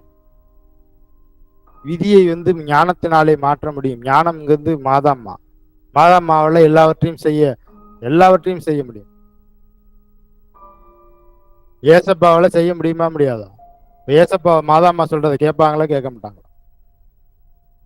அதை எப்படி கேட்காம போவாங்க? அதெல்லாம் கேட்பாங்க. அவங்க ஒரு கடவுள், அவங்க கேட்பாங்க. எப்படி கேட்காம போவாங்க? காலம் வரவில்லை, நேரமே வரவில்லைன்னா காலம்லாம் ரொம்ப முக்கியமானது. ரொம்ப முக்கியமானது. காலம் வரதுக்கு முன்னாடி செய்யவே கூடாது. அவர் எதுவுமே செய்யக்கூடாது. போய் ஞானஸ்தானமே குறித்த காலத்துலதான் போய் அவர் வாங்கணும். அதுதான் ரூலு. அப்படிதான் நடந்தது எல்லாமே. திராட்சை ரசம் மட்டும் முன்னாடியே நடந்துருச்சு. அப்ப மாதா கிட்ட என்ன இருக்குதுன்னு பாருங்க. மாதான்னா யாருன்னு இன்னமும் நம்மளுக்கு தெரியாது. யாருன்னு யாருமே புரிஞ்சுக்கவே முடியாது. ஜீவன் உள்ளவருடைய தேசத்திலே அது அகப்படவே போறதில்லை. அது ஏழைகளுக்கு அகப்படும், ஏழைகளுக்கு வெளிப்படுத்துவார். ஆசனங்களில் இருந்து யாரை தள்ளிவிட போறாரு? துன்மார்க்கரை தள்ளிவிட போறார். அவரை தெரிந்து கொண்டார். பலவீனமானவர்களை தெரிந்து கொண்டார். பலம் உள்ளவைகளை வெட்கப்படுத்தும்படி பலவீனமானவர்களை அவர் தெரிந்து கொண்டார். ஞானிகளுடைய ஞானத்தை அழித்து புத்திசாலிகளுடைய புத்தியை அவமாக்குவேன் அப்படின்னு எழுதி வச்சிருக்கிறார். ஞானி எங்கே அப்படின்னு வரிசையா கேள்வியா கேட்பார். சோ ஞானம்னா என்ன? இப்ப திருப்பியும் ஒரு கேள்வி கேட்கிற மாதிரி, தேவனுக்கு பயப்படுவதே ஞானம். இப்ப மாதான்னா யாரு? நீங்க நிறைய பக்கம் வாசிக்கிட்டே இருக்கணும். இங்க இருந்து அங்க போய் பழைய ஏற்பாட்டுல எடுத்து வாசிக்கணும், புதிய ஏற்பாட்டுல வரும் நிறைய வசனங்கள். எல்லா ஜோடி வசனங்களையும் நீங்கள் இணைத்து பார்க்கும் பொழுதுதான் அதற்குள்ளார இருக்கிற மறை உண்மை நம்மளுக்கு வெளிப்படும். ஆண்டவர் அங்கிருந்து நம்மளுக்கு சொல்லுவார், பேசுவார். சோ அதனால மாதாம்மா, மரியாள், கன்னி மரியாள், பரிசுத்தமுள்ள தாய், ராஜஸ்திரி, குமாரத்தி, ராஜகுமாரத்தி, இவங்களை வந்து எப்பயுமே ஒரு மனுஷனாலையும் தெரிந்து கொள்ளவே முடியாது. அவங்க எங்க இருக்கிறாங்க, அவங்களுடைய ஸ்தானம் எது, அவங்களுடைய எந்த இடத்திலிருந்து அவங்க வர்றாங்க, புறப்பட்டு வர்றாங்க, கிறிஸ்துவனுடைய ஸ்தானம் எது, அவங்க எப்படிப்பட்ட ஒரு இதா வர்றாங்க, அவங்க ரெண்டும் ஒன்னாவே இருப்பாங்க. அவங்க எப்பயுமே தண்ணிக்குள்ளார நெருப்பு இருக்கிறது, அது நம்மளுக்கு சொன்னாலும் புரியாது. தண்ணிக்குள்ளார நெருப்பு இருக்குது, அது எப்படி தண்ணிக்குள்ளார இருக்கும் அப்படின்னா அது இருக்கும், அவ்வளவுதான். அப்படிதான் இருக்கும். பகல்ல வந்து மேகஸ்தம்பம், நைட்ல வந்து அக்னி ஸ்தம்பம். எப்பயுமே அது இருந்துகிட்டே தான் இருக்கு, நம்மளுக்கு தெரியல, அவ்வளவுதான். அதனால தண்ணிக்குள்ளார நெருப்பு இருக்குது, அது நம்மளுக்கு தெரியல. நம்மளுக்கு தெரியாததுலாம் இல்லைன்னு சொல்ல முடியாது. பூமியை வந்து அவர் எப்படி வச்சிருக்கிறாருன்னா, பூமியை வந்து ஒரு இதுல வந்து புழுதி போல வச்சிருக்கிறான். புழுதி. அப்ப அந்த புழுதிக்குள்ளார மனுஷனா 2 பேர் வந்திருக்கிறாங்க, கடவுள். இதெல்லாம் நம்மளால புரிஞ்சிக்க முடியாது. அப்போ மாதாவை பத்தி நம்ம எப்படி சொல்ல முடியும், பேச முடியும்? அதெல்லாம் எங்க போனாலும் ஜீவனுடைய தேசத்திலே அது அகப்படுகிறது இல்லை, அகப்படவே போறதும் இல்லை. அதனால மாதாம்மா வந்து நம்மளுக்கு பெரிய ஒரு பொக்கிஷம், அவங்க பெரிய ஒரு வழி. அது இயேசு கிறிஸ்துவினுடைய அடிச்சுவடுகளை பின்பற்றி போவதற்கான ஒரு துணை. அவங்கதான் வழிகாட்டுதல். அவங்க நம்மளுக்காக பரிந்து பேசுறவங்க, பக்கபலமா நம்மளை சூழ்ந்து இருக்கிறவங்க. அம்மாவோட அந்த முக்காட்டுக்குள்ளார அவங்களுடைய நீண்ட தொங்கலாடைகளுக்குள்ளார நம்மளை மறைச்சிக்குவாங்க, பாதுகாப்பாங்க. வலு சிற்பத்தின் முகத்திற்கு நம்மளை பாதுகாப்பாங்க. அப்படியே நீங்க ஆண்டவரே நன்றி, ஆண்டவரே நன்றி, ஆண்டவரேன்னு சொல்லுங்க. திபிபிஷரபி சக்கர விபிஷரத்து நிக்கிறவர்த்தி சக்கர விபிஷரத்து நிக்கிறவர்த்தி சக்கரா. ஆண்டவரே, இதோ உம்முடைய பிள்ளைகளாகி இருக்கின்ற உம்முடையவர்களாக இருக்கின்ற இதோ இந்த ஜெபத்திற்கு இப்பொழுது வந்திருக்கின்ற உம்முடைய பிள்ளைகளுக்கு நீர் கொடுக்கின்ற காரியமாகிய இதோ உம்முடைய வார்த்தைகளை இவர்கள் ஒவ்வொருவரும் பெற்றுக்கொள்ளும்படியாக அந்த மகத்துவம் உள்ள மகா மகிமையின் பரிசுத்தமுள்ள தேவனுடைய ஒளியின் ராஜ்யத்திலே பொக்கிஷமாக என்றென்றைக்கும் மறைக்கப்பட்டிருக்கின்றவர்களாகிய ஏகசுதனாகி இயேசு கிறிஸ்துவினுடைய தாய் எங்கள் ஒவ்வொருவருடைய தாயுமாகிய பரிசுத்தமுள்ள கன்னி மரியாளினுடைய கையில் இருக்கின்ற அந்த பரிசுத்தமுள்ள வார்த்தையாகிய அந்த வார்த்தையை நாங்கள் உட்கொள்ளும்படியாகவும் அதனால் நாங்கள் பிழைக்கும்படியாகவும் எங்களுக்கு நீர் கிருபை செய்திருக்கிறீர். ஆகவே உமக்கு நன்றி செலுத்துகிறேன் ஆண்டவரே. இதோ உம்முடைய பிள்ளைகளும் என்னுடைய சகோதர சகோதரிகளும் ஆகிய இவர்கள் ஒவ்வொருவரும் இந்த வலு சிற்பத்தினுடைய ஆடையை இவர்கள் விழுந்து முழுமையாக அகற்றும்படியாக மன்றாடுகிறேன். அது இப்பொழுதே நிகழ வேண்டும் என்று விரும்புகிறேன். ஆண்டவரே, நீர் சொல்லியதன்படியாகவே இதோ உம்முடைய அந்த அக்கினியை, அந்த ஜைனை, அந்த சின் என்று சொல்லப்படுகிற அந்த சின் என்று சொல்லப்படுகிற தி சக்கரபி விசரத்து நிக்கிறவர்த்தி சக்கரா, இதோ அந்த பரிசுத்தமுள்ள அக்னியாகிய அந்த இயேசு கிறிஸ்துவனுடைய அந்த தி சக்கரது நிமிக்கிறது விசரத்து நிக்கிறவர்த்தி சக்கரா மறைக்கப்பட்டதுமாய் இருக்கப்படுகின்ற அந்த சிலுவையை இவர்கள் ஒவ்வொருவர் மேலும் தலையிலும் நீர் வைக்க சொல்லுகிறதன்படியாகவே வைக்கிறேன் ஆண்டவரே. இதோ இந்த சகல அந்த சர்ப்பங்களுடைய கட்டளைகளும் இவர்களுக்குள்ளிருந்து முழுமையாக அகற்றப்படும்படியாக மன்றாடுகிறேன். இந்த சின்னை, இந்த இயேசு கிறிஸ்துவனுடைய சிலுவையை இவர்கள் ஒவ்வொருவருடைய தலையிலும் இதோ விரும்புகின்றவர்கள் எல்லாம் உம்முடைய சித்தமாய் இருக்கிறவர்கள் மேலுடைய தலைகளில் எல்லாம் இந்த சிலுவையை வைக்கிறேன் இயேசுவின் நாமத்தினாலே. நீர் சொன்னபடியே இவைகளை செய்கிறேன் ஆண்டவரே. இவைகளை நீரே செய்யும் ஆண்டவரே. தி சக்கர திருமிக்கிற திரபாதிரி விசரபி சரத்து விசரத்து நிக்கிறபர்த்தி சக்கரா, இவர்கள் மேல் இருக்கும் இந்த வலு சிற்பத்தினுடைய ஆடையை இயேசு கிறிஸ்துவினுடைய அந்த வலதுகரம் இப்பொழுது கிழிக்கப்படும்படியாக மன்றாடுகிறேன். உன்னதமானவருடைய பரிசுத்த வலதுகரத்தில் இதோ இந்த பரிசுத்தமுள்ள தேவனுடைய வார்த்தையை கொண்டு இதோ இவர்கள் மேல் போற்றப்பட்டிருக்கின்ற அந்த வலு சிற்பத்தினுடைய அழிவின் ஆடை இப்பொழுதே கிழிக்கப்படுவதாக. தி சக்கர தினிமிக்கிறதரபா திருபி ஷரபி சக்கரபி விசரத்து நிக்கிறவர்த்தி சக்கரா, தி ஷரபி ஷரபி ஷரத்து விசரத்து நிக்கிறவர்த்தி சக்கரா. மகத்துவமுள்ள தேவனே, மகா பரிசுத்தமுள்ள ஆண்டவரே, இதோ உம்முடைய ஸ்தானத்திலே, உம்முடைய இடத்திலே, இதோ உம்முடைய அந்த பரதேசியின் மத்தியிலே இருக்கின்றதுமாகிய அந்த ஜீவ மரத்திலே, அந்த ஜீவனை கொடுக்கக்கூடிய கனியை உடையதாயிருக்கின்ற அந்த மரத்திலே தி சக்கர திருமிக்கிறதரபா திருபி சரத்து நிக்கிறவர்த்தி சக்கரா, எல்லாம் அல்ல தேவனுடைய தாயும் எல்லாம் அல்லவருடைய ஏக பத்தினியுமாய் இருக்கின்ற ஏக சுதனாகிய இயேசு கிறிஸ்துவனுடைய தாயும் எங்கள் ஒவ்வொருவருடைய தாயும் ஆகிய பரிசுத்தமுள்ள கன்னி மரியாளினுடைய அந்த ஆடையோடு இவர்கள் என்றென்றைக்கும் இவர்கள் ஒவ்வொருவரும் உம்முடைய சித்தமாய் இருக்கிறவர்கள் ஒவ்வொருவரும் அதற்குள் மறைக்கப்படும்படியாக உம்முடைய வாவ் என்று சொல்லப்படுகிற அந்த பரிசுத்தம் உள்ளதை எடுத்து இவர்களுடைய இருதயத்திலே வைத்து இயேசுவின் நாமத்தினாலே அடித்து உன்னதமான கடவுளுடைய திருநாமம் மகிமைப்படுவதாக. என்றென்றைக்கும் அடித்து இவர்கள் உம்மோடு இணைவார்களாக. இணையட்டும் ஆண்டவரே. நீரே இணைத்தருளும். ஆமேன். என் ஆத்துமாவே கர்த்தரை ஸ்தோத்திரி, என் முழு உள்ளமே கர்த்தருடைய பரிசுத்த நாமத்தை ஸ்தோத்திரி. என் ஆத்துமாவே கர்த்தரை ஸ்தோத்திரி, கர்த்தர் செய்த சகல உபகாரங்களையும் என்றென்றும் மறவாதே. ஆமேன். Praise the Lord.